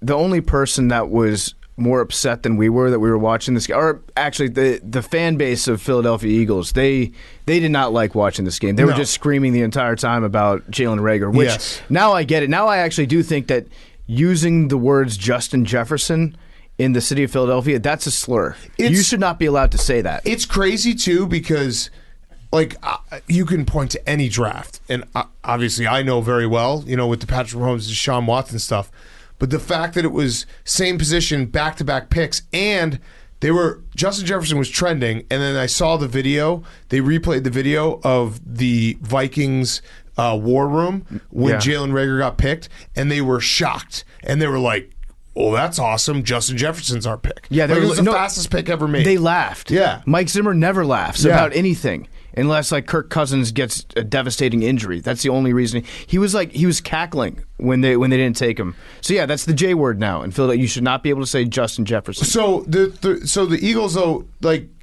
All things considered, I think it's a win of a season in terms of the fact they weren't expected to be good. They made the playoffs. I think Nick Sirianni's a good coach because he was able to figure out how to get the most out of his team besides the Rocky stuff. And they have 3 picks. And I know that we were sitting with some Eagles fans, Smitty and Ronan Fran. They're like, but it's Howie who's going to make the picks. Do we trust him? I mean, 3 picks is a lot of picks. And there's guys like Deshaun Watson, with Derek Carr. Who knows if he'll be Russell Wilson? Like there are quarterbacks out there that can be had. Jameis Winston, but for picks, I'm saying they have an ability. If they don't think Jalen Hurts is the guy, and they don't think there's a guy in this draft, you can go get a franchise quarterback with your 3 picks. Baker Mayfield. So the nice thing is, if you're an Eagles fan, the 3 picks, even if Howie whiffs on 2 of them, like you're probably not going to whiff on all 3, right? That's basically impossible to do. Eagles fans are like tortured right now listening to this. It's got to be Don't say it. 3. No chance. You hit on one of them. That's all you have to do. Just get one. I would draft 3 quarterbacks. Why not? Yeah. Why not use 3 picks on quarterbacks? Maybe Fill up the whole room. Maybe not this draft. 2 quarterbacks, 1 wide receiver. But if you get 2 quarterbacks, 1 wide receiver, and you've got Jalen Hurts, that's enough talent at positions that matter where you're gonna hit on something. Something good is gonna occur. Just trade all 3 for Russell Wilson. Is that on his list of places I don't know. his Yeah, wife probably will not. allow him to play in? Yeah, but like that's, I don't know. You have 3 first-round picks. You could, that would be an incredible move because you're not mortgaging the future. You're mortgaging right now. Right. For an incredible franchise quarterback. It's not even really a mortgage. You're paying cash. Right, exactly. Like, boom, let's go. Transaction over. Yeah, I'm curious to hear Jake's take on this, but Troy Aikman, he enjoyed watching this game less than the Eagles fans even did. He hated it so much he got high. Like his eyes were, especially, it looked like Big Cat on his birthday when his grandmother calls. Mm-hmm. But She's I'm dead curious, R.I.P. I'm curious to know your point of view as a professional. Troy Aikman taking shots at having to call this game. Yeah, I think that was just taking shots at the NFL because I don't know who makes the decision. Is it the NFL or the networks? But it would be weird for Troy to complain about that because it's just more money for him. Like, right. Maybe more it's just playoff a games is more selfish- money for he wants to do everyone. the Cowboys, which I get. Yeah, no, that's what he was mad at. Got it. He wanted He to do was the mad about that. 49ers and the Cowboys. Got it. Which would have made a lot of sense. But then But CBS had that. they gave him, Right. which is fucked up. Like those 2 teams should never play on CBS. Right. Yeah. Would you ever slander your assignment on the air? No. But he's also he has so much experience where it's like You can't even be mean to Can't- Troy no, you can't Aikman. be mean. You're not going to be mean. a younger / not experienced broadcaster wouldn't make that comment. Yeah, I don't think. I thought it was a bit unprofessional of Troy. Yeah. So like agreed. they're not going to pull him from the air for something. I would've something pulled him like for that. I'd pull him. I'd If pull it him was right a from newer the air. guy, Yeah, maybe. no, for the remainder of that game. Yep. You're out there, hit the I'd showers. suspend him for the first quarter of next game. I imagine they That'd be would. hilarious. Yeah. Joe Buck solo. Solo. In Green Bay? Yeah, for first series. Yeah, Check out Just the Arizona first Ball series. YouTube solo. Yeah. Yeah. Yeah. Yes. Joe Buck, you got a tight 5. You can just handle yourself up there in the booth. Yeah. All right, last thing on this game. I also want him to read like an apology. I want him to go Yes. full Notes app it. Brenneman on Yes.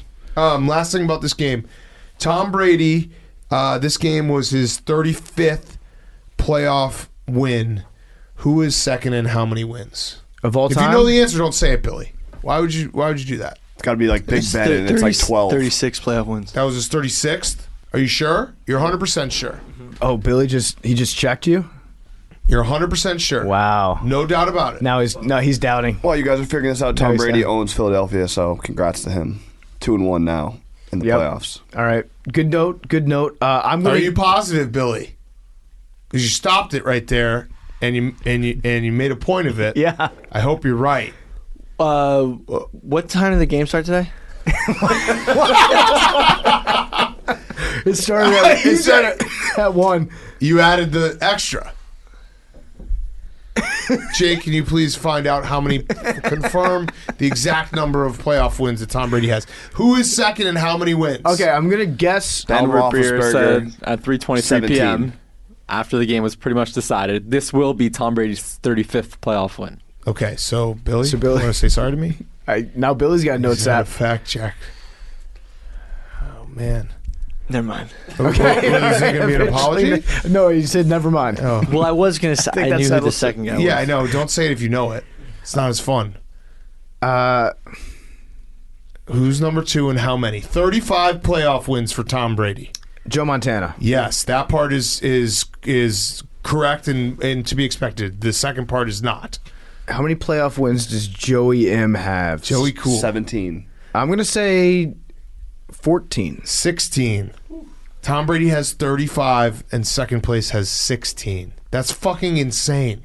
Yeah, That's insane. How many teams made the playoffs when Joe Montana was playing? That's still insane. Like It's over 2 seasons I mean, worth. Peyton Manning doesn't have. Like, I would have thought he'd have more. I don't know. Like, it's just crazy. Well, he had to play Tom Brady. Yeah, all that's the time. true. Yeah, no, but I'm just saying, like 35 to 16 is such an insane gap. Yeah, it's of also playoff it's wins. crazy to think that any of these great, like if Joe Montana had to play against Tom Brady Yeah. in the playoffs, Changes no everything. one would know his name. Yeah, no one would ever know who Joe Montana Never. was. But that's just that. I saw that stat and I was like, holy fuck. Well, first I said, what time did the game end? Let me make sure it's 35, not 36. And then I was like, holy fuck. No, what time did the game start? Start. For Yeah, some yeah. reason, that was Yeah. the question. It's all right, Billy. You'll get the next one. I You had a better you had a better stat for the Bills Patriots game than me. Yeah, I don't want to discourage Billy from chiming in because I think the show is better when Billy's like unafraid. But he's gotta be right. to do stuff. No, it's actually better. I think when he's very wrong. Yeah, on my notes it just has Tom Brady's 36th playoff win. Okay, so I saw So you're that blaming somewhere. the notes now. yeah, No, but the thing is, I Who saw wrote that those somewhere. notes? I'm Someone curious. else made that mistake. It's like when a tennis player misses the ball and he looks at his racket. Like, what did it do wrong? no, somebody else snuck onto Billy's notepad when Billy was out of the room and Someone else changed made the the 5 mistake. to Billy 6. copied that person. Yep. And then now he's saying that person should be blamed. Oh yeah, Billy. You know Did what, you ever Billy? get in trouble for copying off somebody in a test that got their answer wrong and you got mad at him? Billy, here's what I'm gonna do I for got you. Jersey Jerried. I saw the stats Yeah, online fix and that. I just took them. Here's what I'm gonna do for. Well, no, I think you saw 35 online and then you added. This, Yeah, I'm that going to would find make this sense 'cause you asked about the someone, game time. But it's in someone with Billy's a blue nature to check blame mark. someone else, and he's like, Yeah. "Oh, Jersey Jerry did it too." Yeah. Remember that? Billy, if the Bucs win next week, I will let you announce that it's his 36th win. I need to find which blue check mark tweeted this Oh, because now now I'm it's- angry.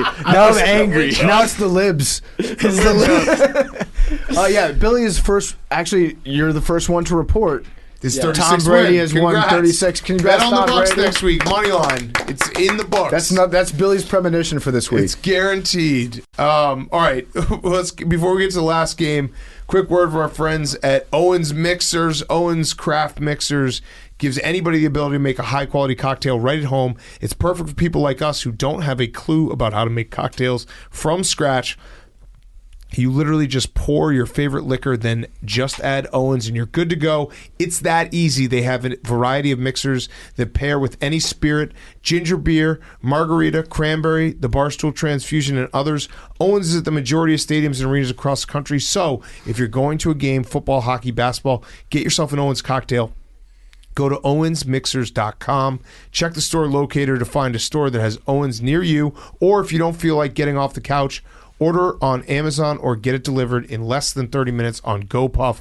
Owensmixers.com. Check them out.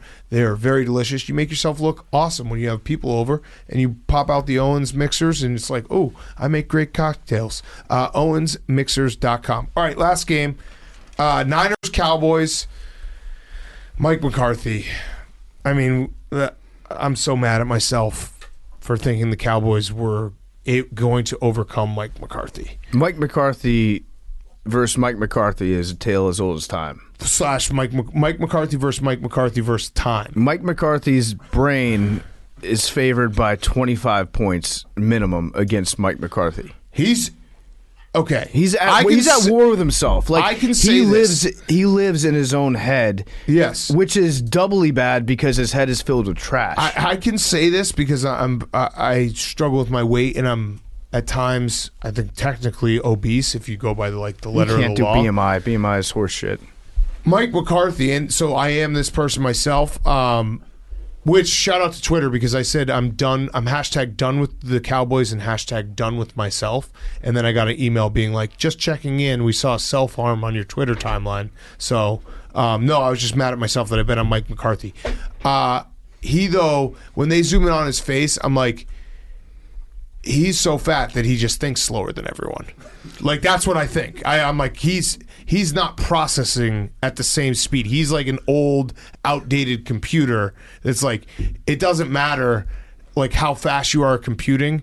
That computer cannot think fast enough for what's going on. He's getting wider and he's getting redder. He's slowly turning into Alex Jones. He's complaining like Dak Prescott. He free falled at the speed of gravity, and the refs didn't get over to him in time. They're putting slime in the water, turning the frogs gay. We're not even talking about the last call, which who knows who called that, the Dak Prescott run that Cowboys fans like, woo. What? It wasn't it was his analytics guys. Oh, his analytics guys. That's what he said. Well, Cowboys fans blaming the refs got in the way. Like, you ran the ball with 14 seconds left and no timeouts. Now, that is your fault. Now, Big Cap, Mike McCarthy did say on the final play with 14 seconds remaining, they practice that each week. Oh, okay. So they practice play. having their quarterback run for 17 yards, fall down, and then have the ref be able to keep up with Dak Prescott as he's sprinting down the field. Best case scenario, if you're the Cowboys, you spike the ball with exactly 1 second left on the clock. That's best case. But they practice this every week, and he's blaming New York. He's blaming the league. He said that he was told the New York Review was likely to put more time on the clock at the end of it. Did you see the play as it happened? They were like 2 seconds late on that spike. No, it wasn't even close. Like they ran the ball with 14 seconds left. That was the game. It was over. But it's not even that. It was the punts. It was the fake punt, and then which was actually a great call by him, and then doing whatever the fuck they were doing, where they took a delay. They took a 5-yard penalty after that, where they were not putting the other team. They didn't. So for a second, Mike McCarthy looked like he was discovering a genius way to play football, which is you run a fake punt. You get up to the line of scrimmage, you don't substitute, so the defense doesn't substitute, and then you try to run another play or to make the other coach burn a timeout. And for whatever reason, Mike McCarthy, he just froze on the sideline, and his punt team was like, "What do you want? Do you want us to punt it now on first down? Yeah. Or we can try the exact same play that's really all we know how to do as a punt team." It was crazy. And then he had his brain. It wasn't a brain fart. It was like a brain burp. I'm telling you, he can't think fast enough. His neck just expanded until it reached the collar, which then cut off the air circulation to his head. Yeah. And he just froze. They got a delay of game penalty, which is one of 14 penalties that they had that's today. the other thing. They had 14 penalties, completely undisciplined team. It's a joke. They had all the talent in the world, and I guess this is every year with the Cowboys. They have all the talent in the world, and it just doesn't end up mattering in January because Mike McCarthy's your fucking head coach, and you're going up against Kyle Shanahan, who the Niners, the first drive for the Niners was that was football porn. The game was over. It was crazy how they were able to go down the field. Yeah. It was like the runs, everything they do. You want to bonk me for football porn? You said the P word. Oh, okay. That's too far. I've been bonked for less. But it was PFT's crazy. on full edge about the bonks. Oh, he's so triggered about bonks. He's been bringing it up just casually, it's in the bad. office. I regret bringing it up. I was thinking about your ever. bonk list, and here's something maybe you should consider putting on there. Yeah, I regret ever bringing it up. I will never say it again. It's bad. I got mad yesterday. Because the Skyline Chili, they were doing shots of Skyline Chili to celebrate Cincinnati's win, and then people were bonking me because I tweeted that out because there was a girl in the picture that was a waitress that some people thought was hot, and so they're bonking me. Her. I was looking at the Skyline Chili. Yes. That's all I'm saying. Forget about the bonks forever. I regret ever bringing it up because it has broken a little piece of your brain. So we'll stop bonking. Okay. You'll stop. I'm not. Okay. I will stop. All right. I will forever stop because I want Only your when it's brain back. appropriate. I want that part of your brain back. Appropriate. Okay, you're gonna get full horny PFT now. Go for it. Yeah, I don't care. I'm He'll gonna let it bonk fly. you, but I won't. All right, I've got 5 more minutes on the dildo situation. Yes. But it was crazy how good that first drive was. It was insane.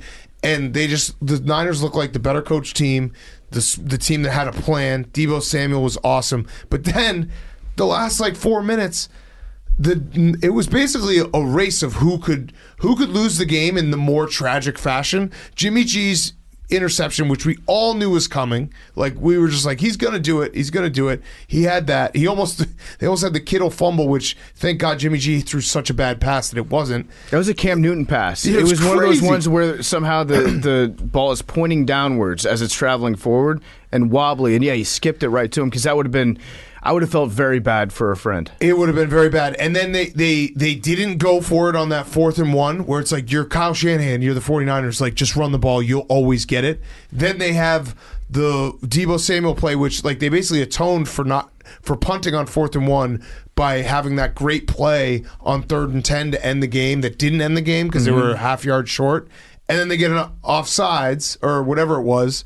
Like, it was just an insane ending. Like, the game was close, but the last 5 minutes was essentially like, who could be worse at football to lose this game? Watching those two coaches square off, and they've both been hurt so much in the playoffs that they're both scarred for life. They were playing a game of reverse chicken, where if two guys got in cars and instead of driving directly at each other, just sped off in opposite directions until one car ran out of gas, and then the other guy's a winner. Yeah. And Kyle Shanahan was like, he was deep inside his own feelings too for a while. They had some real questionable decisions in terms of when they were going to kick field goals, when they were going to punt. It was crazy. Turns out Robbie Gould, that guy, unjinxable. Holy shit, unjinxable. I tried my very best to jinx him. Jim Nantz tried his very best to jinx him. So did Romo. Just unjinxable. He won that game for the 49ers, if you don't include the fact that the game was over after the first drive. When they and the refs. The 49ers basically pulled their nuts out and said, okay, we're just going to run the ball. See? Right there? Big Cat, you That's can't what do you that. would You do. can't No, say, I didn't. you can't say that you're going to stop and then go tell on me to Hank. I didn't. You were like, teacher, PFT drew a dick on the table again. It was funny because it was the next one. Yeah, but yeah, the game was over as far as I'm concerned after that first drive where the 49ers were like, we're going to do the thing where we're going to deputize Greg Kittle as an offensive lineman before the game. He's going to stay in and block, and he's going to love doing it, and we're just going to be more physical than you. And we're going to run from like 6 different angles. And we're going to kick the shit out of you. We're going to run that the counter toss that we do, which is straight back. I think that's unstoppable because I don't think I've ever seen the counter toss where the entire offensive line motions to one side, then you hit the running back, usually Debo, the wide back, when he's already cutting back to go against the grain. I've never seen that play get fewer than 5 yards. It's watching the Niners when they're humming on offense, like you're watching a different sport than like what we watch with the Steelers. It's just a beautiful thing to watch. It's why I'm obsessed with Kyle Shanahan. And I'll always think like the Niners, even if they have no one, it's like, well, it's Kyle Shanahan, he'll figure it out. The other things from this game. So the Cowboys are just a joke. Like the fact that they have this fucking stadium that has the sun just like blitzing everyone in the eyeballs, then the punt hits the fucking video board. They have like 10,000 people trampling over each other to go stand and watch a game 7 hours before it starts. It's like, it's so perfect Jerry world. Like the whole thing is just such a joke.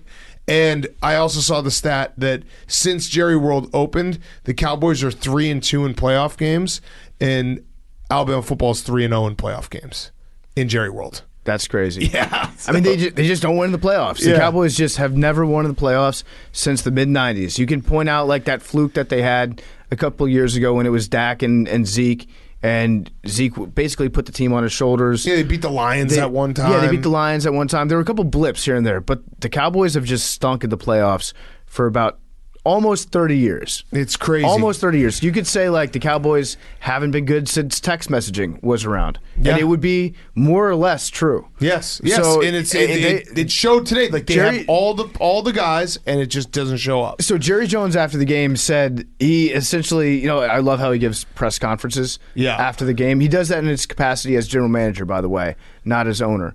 But he said when you get this combination of players, you need to have success.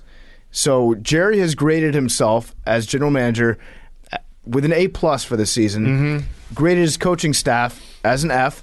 The crazy thing is Jerry Jones is 100% correct. Yeah. Jerry Jones has built an awesome team. He might be sneaky a great talent evaluator. They are like, they have everything they need. Obviously the offensive line wasn't like totally up to snuff at the end with all the holding calls.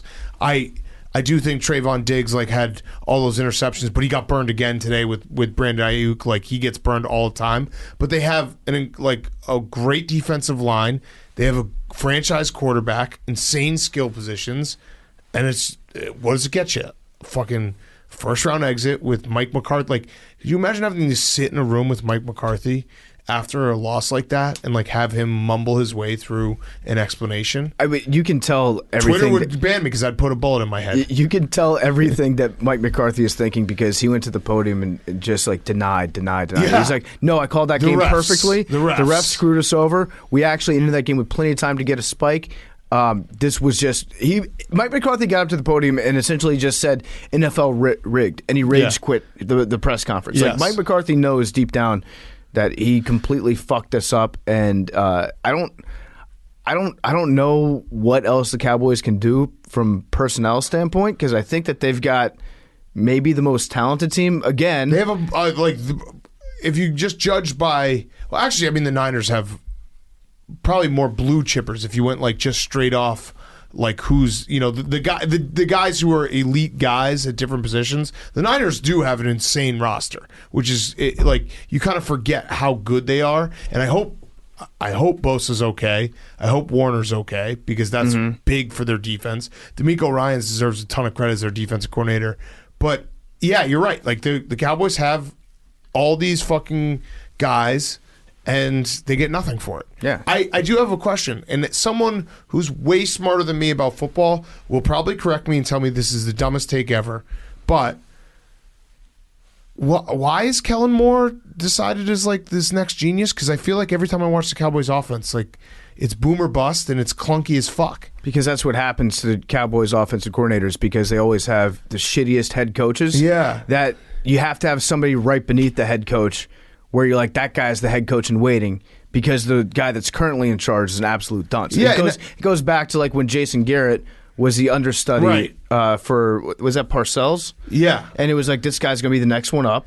And so everybody points at that guy and they're like, just wait until Parcells leaves.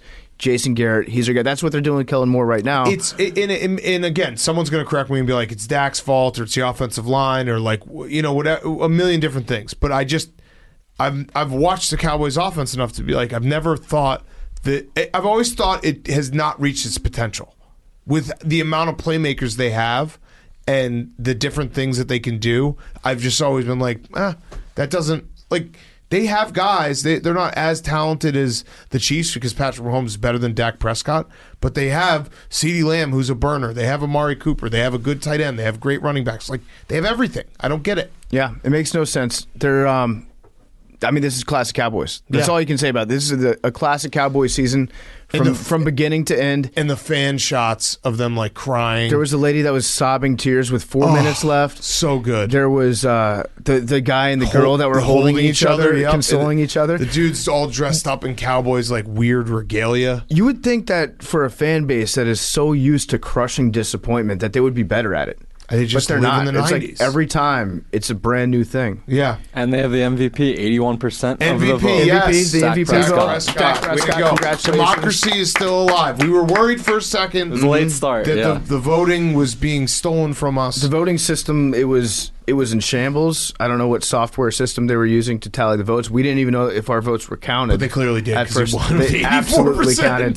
This is like if the My Pillow guy comes around, run because we hacked the shit out of this voting system. I also I know we clown at the Nickelodeon game, but like the whole time I was like, I kind of wish I was watching this with my son because he would definitely be more into it. Even though I had a big breakthrough where he actually said on Saturday, he's like, Dad, I watch football. I was like, yeah, we're gonna fucking watch football. You're damn right we are. That's cool. Yeah, I like and that. He watched it for like maybe 3 minutes. I was like, all right, I'm done. I like the fact that they just have neon colors and they've got slime. Like we are essentially at heart. We still have the same brain that we had when we were 4 or 5 years old. You would have loved it. When all you want to see on TV is like a cartoon and then maybe a neon green color. Occasionally. You just want to watch your things and then every now and then have a little mini acid trip. Mm-hmm. That's nice. Is that too much to ask? Nope. The slime monster popping up. You never knew when that guy was going to show up. Crazy. The field goal thing is very funny.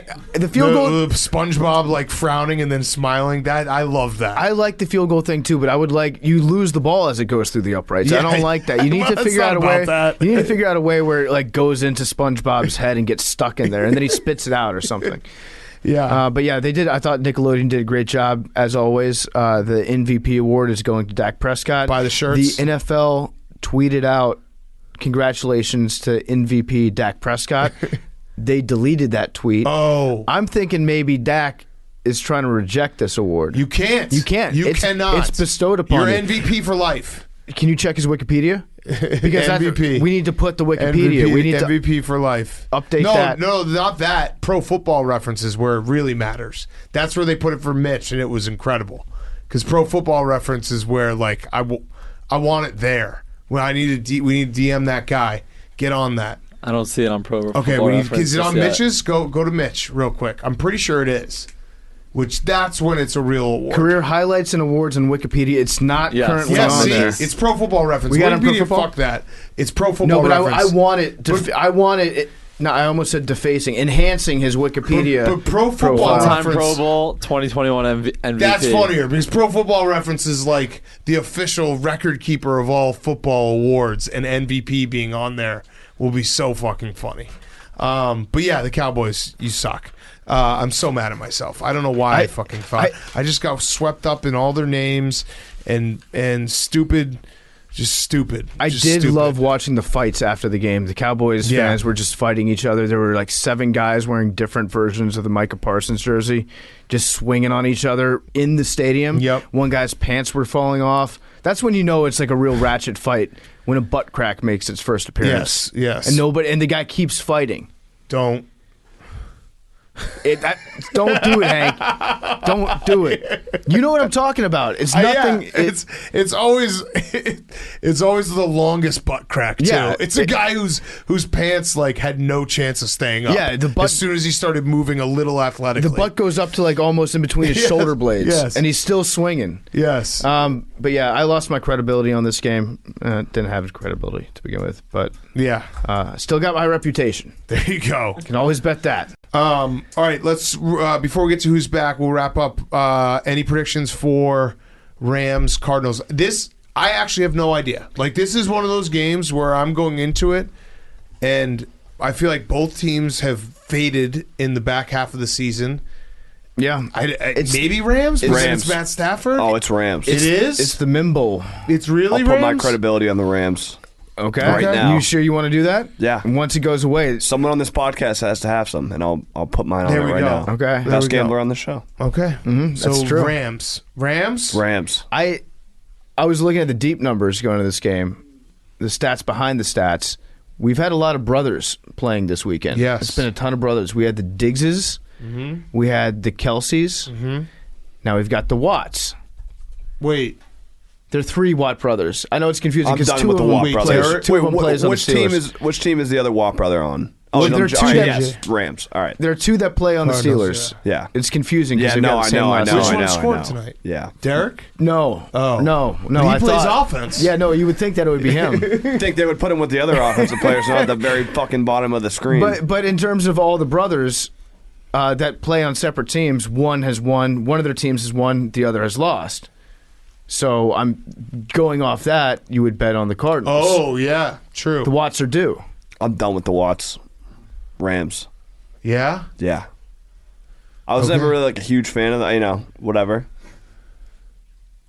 Now I'm done with them. You just Yeah. never a huge fan of their family? Well, I JJ, we still always like had a the rivalry Watts. with you Yeah, guys. I You guys liked used to it. bust his balls, I and like then you the kind of Watts, cater too. to him. But like now, Oh, wow. now I'm fucking. Here Now I'm comes out. the Patriots' anger. It took a while to bubble up. No, he's right. Listen, in my old age, you gain perspective on things sometimes. John Cena taught me that. And J.J. Watt I think he's a good human being. Well, he's also changed. Some may say that we made J.J. Watt change to us. Some may say I'd that. say most people would say that. No, we talked to J.J. and he goes, "Hey guys, let's cool it out on the comedy Yeah. for a little bit." Yeah, we got And he people was right. die all the time. He was right. And then he lifted up his purple gloves, and we're like, wait, dude, are you wearing a fucking costume right now? How many lives has J.J. saved? Someone tweeted me, they were like, I like how... Well, he cured the hurricane. What? He cured that he did. hurricane. He beat the fuck out of He the did. hurricane by himself. Someone tweeted me the other day, Walter they were Payton Man like, of the century. John Cena gave great perspective about the fragility of life and like all these things, and then on Friday's show PFT and Big Cat like joked about having a game where Brandon Staley killed the Chargers fan in every game, and I was like, correct. Yeah. No, that's what we do. Yeah, no, like if you thought John Cena's speech changed us, I think we don't discussed think so. Boltman hanging by his neck Yeah. from the rafters Yeah. because Brandon Staley didn't get a fourth I think I down want to conversion. talk more about death. Yeah. Actually, that's really what it changed. Is like the fragility of life. Like, yeah, the Cowboys made me want to kill myself today. Mm-hmm. So shout out Twitter for saving me. But it's good that you can openly put that out there. Yeah, exactly. Yeah. Done with myself. Talk about it. Hashtag done with myself. Stop hiding it in the darkness. It does sound suicidal now that I'm Yeah. thinking about it. One Done time with myself. when I did the mayo mac and cheese on Twitter, Self-harm? the funniest response by far amongst all the quote tweets was I just got an email from Twitter being like, "Are you okay?" Yeah. Because somebody Checking reported in. that mac and cheese was so terrible looking that they thought I was going to kill myself. Yeah. All right, let's get to who's back. We'll end with who's back. Before we do that, PFT, you got one last ad. Yes, I want to talk to you guys about a very new, exciting product here. It's called Wood. We're introducing Wood. It's a new men's grooming line offering products across hair, body, beard, and shave. With Wood products, you're going to look your best, you're going to smell your best, and you're going to feel your best. Now all you have to do is live your best. Wood is for the guy that knows that his best life doesn't just come to him. He has to go out and find it. Wood works and smells as good as it looks. They've got all these cool new scents. They've got Golden Hour. They've got Summer House. That's my favorite. You know I'm a big fan of beach houses. The Summer House line from Wood is great. It's got coastal lavender and sea salt scent to it. They dropped off a bunch for us. We're using their body wash. They've got shampoo and conditioner. The soup is exquisite. Oh, yeah? Have you done a soupy with it? Mm-hmm. What's the best scent? I bet you're a Fresh Tracks guy. Oh, what do you mean? Oh, You've always soup. It's a broth. You've always been pink pepper. Yep. I love it. It's easy to level up literally everything in your bathroom all at once because you can get hair care, moisturizer, deodorant, facial cleanser, body and beard care, and more. It's great. You're going to smell amazing. You're going to feel better. You're going to feel great attacking your day. You can shop at getwood.com or at your local CVS. That's GETWOULD.com.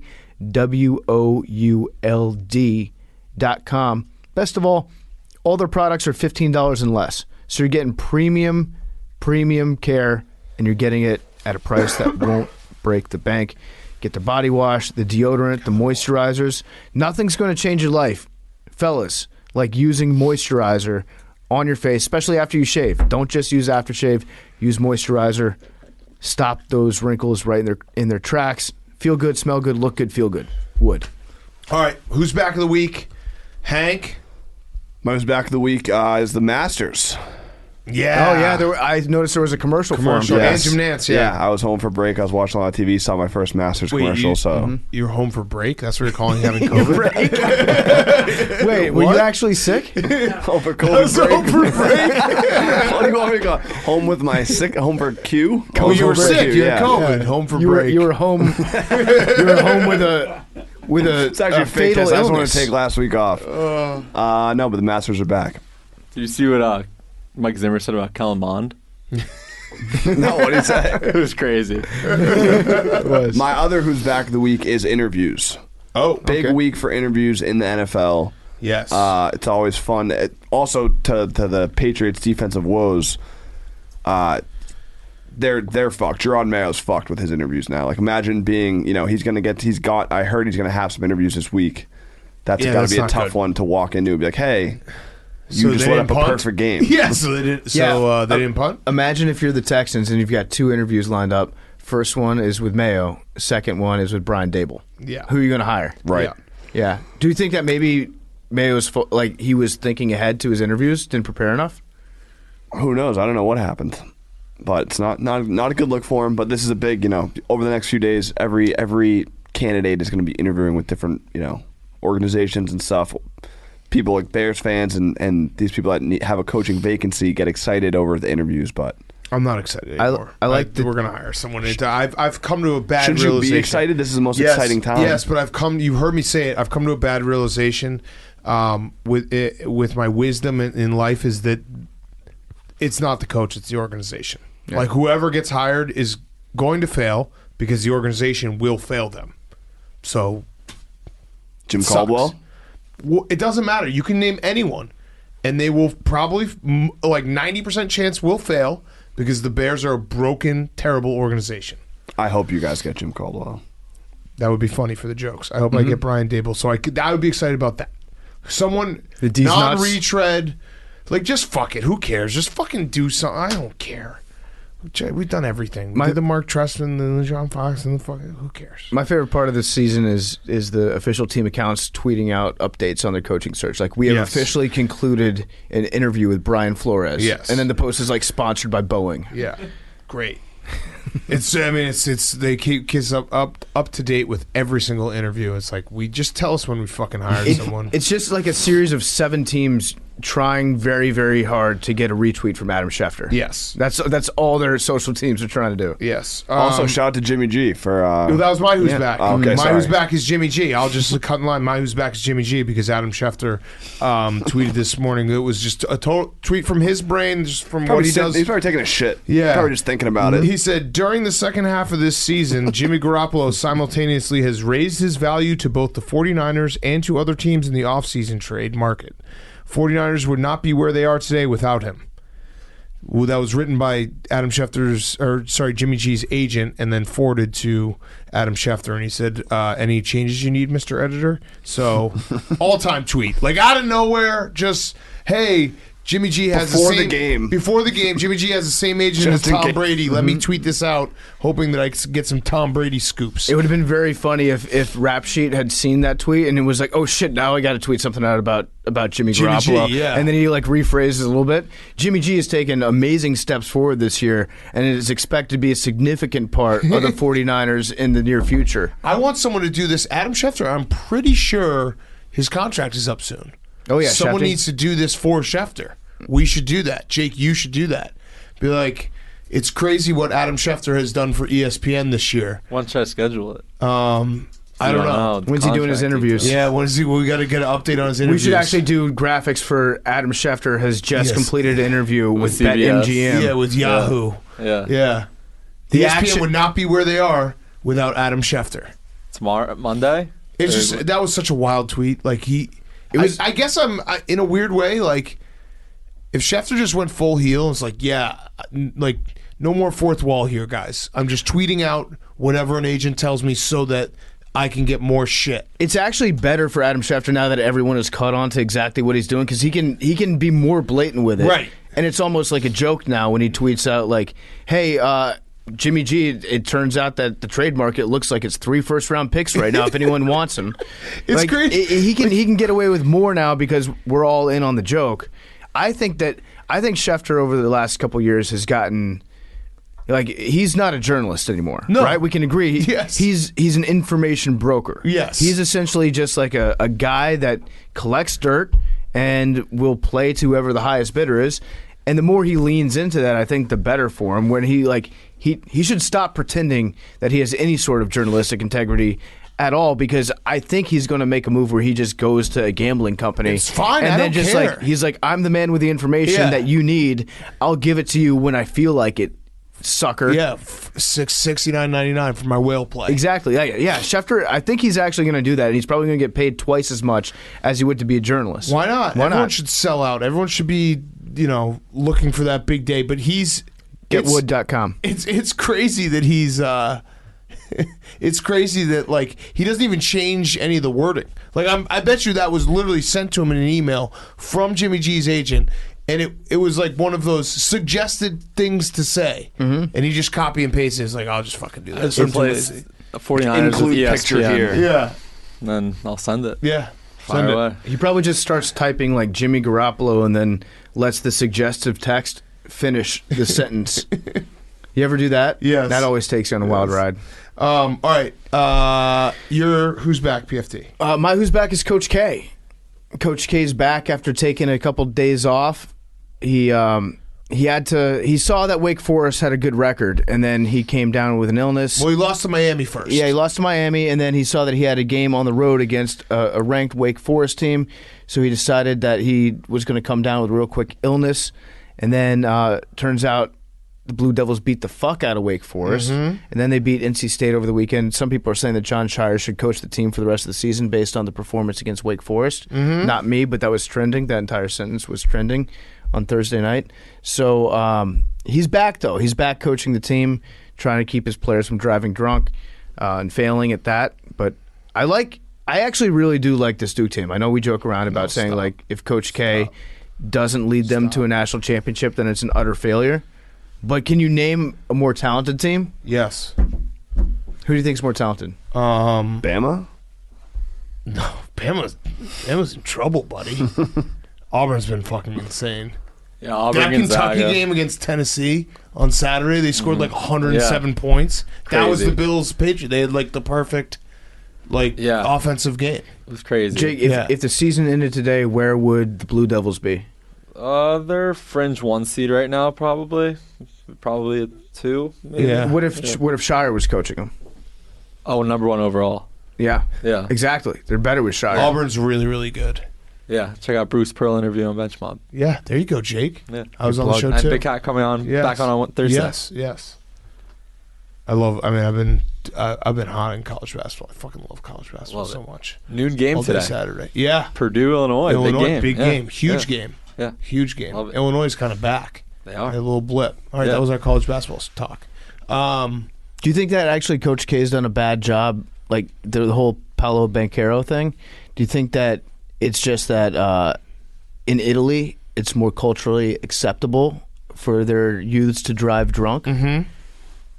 Yeah, And then Coach K just has done a bad job teaching them the rules in the United States. that's probably true. Because over there, if you can drink a bottle of red and parallel park a Fiat in one of those tiny little streets, that's basically a national sport that they have. Yeah. In the United States, it's like their rules. You got He's lost control. You need somebody with a strong sense of wanting to teach the kids. Yeah. When they come over, especially from a different culture. Just a thought. He's completely lost control of the locker room. Hank? Or this is like a 3-month-old thing that you're Jake. saying the exact same things you said 3 months ago. Yeah, that's true. Jake. I think it's more true now. My who's back is tennis. We don't need to get into the politics of what's going on with Novak Djokovic. Free Djokovic. Bullshit. That's Yes. the politics. He was deported Australia's from fucking him Australia. over. He did So nothing wrong. He cannot play for His body, his choice. his 10th Australian Open title, so we're still 3-way tie at 20. Is there a Grand chance Slams. that this is maybe it's the like people in the shadows? Roger Federer's paid someone off to You keep him out of think these tournaments. Roger and Rafa are I don't know. making this? Seems a little convenient. I don't know. It There was like seems 12 tied. rounds of like court stuff. I don't know. But the thing I wanted to point out is so they had to replace him in the draw. He was the 1 seed. And what they do, it's an official term called the lucky loser. So one of the alternates from they lose in the last round of the qualifying round. Gets it? Yeah. That's awesome. And they're called the lucky loser. Holy shit, that's so So cool. Like all backups should be they're called waiting. lucky losers. That's the most Australian term that I've ever heard, though. Yeah. Yeah, it's a sport-wide term, the lucky loser. Damn. So, what did Federer do? Federer just like falsified a document? I don't think Federer had anything to do His with paperwork, it, or not Federer. No, you're right. Yeah, You're Federer right. definitely falsified did something. Novak's document saying that he had not been to Serbia when in fact he had. I think he might have. You know what? I'm just gonna say it. This is Mickey Mouse Championship. Yeah. Mickey Mouse Major. Well, here's all I'm going to say is if a professional athlete, accidentally leaves out some details about whether they've gotten the vaccine or not, they should get a second chance. Like, that's bullshit that people are upset at him. Well, like, the crazy part is it was he like might have said it was a technicality, right? Like right. he was implying that he had done something, Right. But that's on you for assuming his implication. And then, like, Australian people are like, oh, you should go to prison or jail. And it's like, get a life. Yeah, your whole You should fucking get to play. That's what you should get to your do. whole island is Right. a prison, Right. Australia. It's bullshit. So, Yeah. Learn your history. I don't know. It's just, it rubs me the wrong way. I think it's, I think people are being very biased. Could you imagine if they deported Rogers in a different country for this? Oh, you're talking who? If the Roger Federer? No, if What did you say? like he's implying that Rogers Hornsby, the baseball player, Who are you talking about? Rogers Clemens. They added an Roger S to his Clemens, first yeah. name. Like well, multi- no, his wife was the one doing steroids. it's like No, that was Peyton Manning. multiple Roger Clemenses. Yeah. Rogers. Amari Rogers on the Packers. Yeah, Maury Rogers. If he did that, Yeah. jail. Yeah. Yeah. Any Packer. All right, Billy. Wrap us up. I got 2 who's backs. First one is Leonardo DiCaprio. So Leonardo DiCaprio's ex-girlfriend, Camilla Morone. Yeah. Go ahead. Did we talk about this before? No, keep going. Details the worst date of my life with the actor. He rented out a whole cinema and made me watch every single Star Wars movie while he ran around with his lightsaber pretending to fight bad guys. That's crazy if true. That's nuts. That was the only thing that Leo was in the news for? Am I missing something?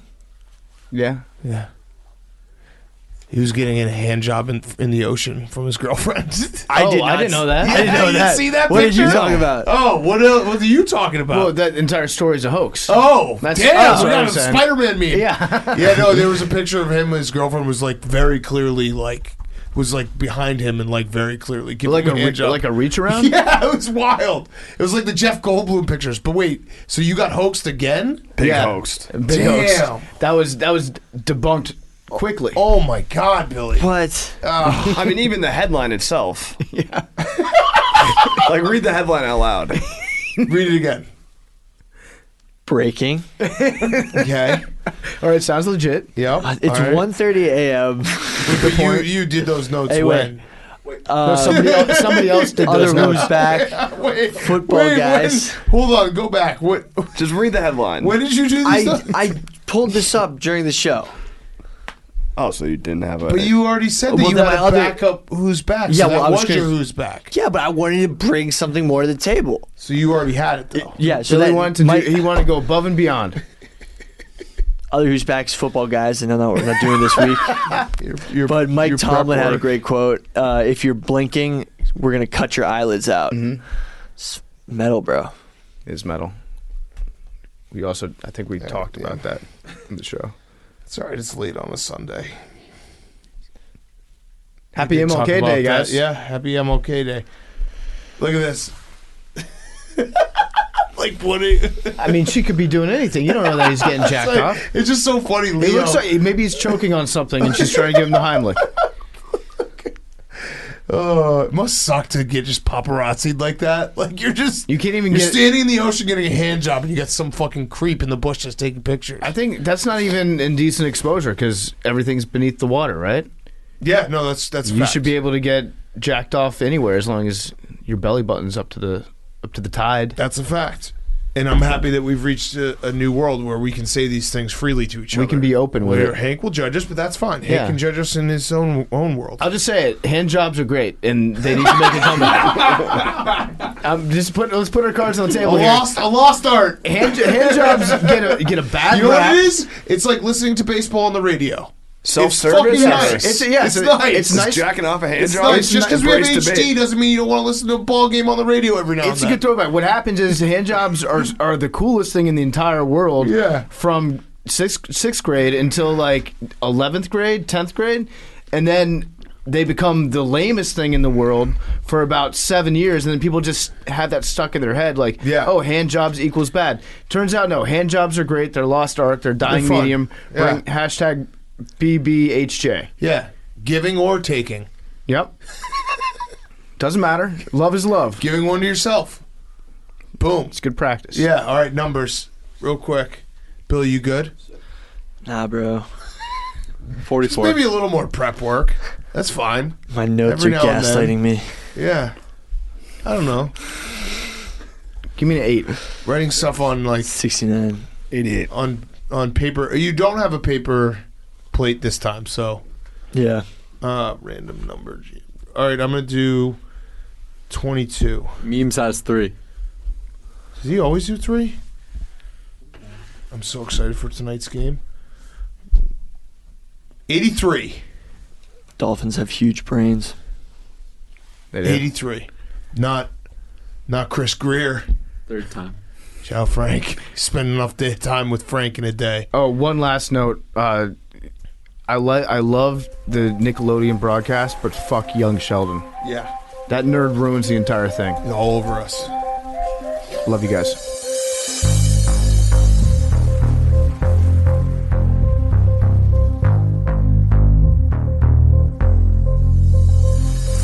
Talking away, though I don't know what I'm to say. I'll say it anyway. Today's another day to find you.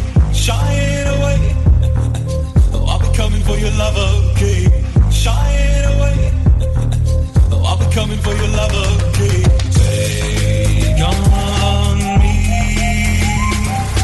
Take me on.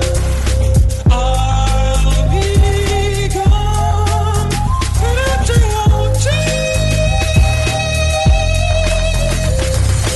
needless to say, I once said it's about me stumbling away. Life is okay. Say up to me. It's no better to be safe than sorry. Say up to me. It's no better to be safe than sorry.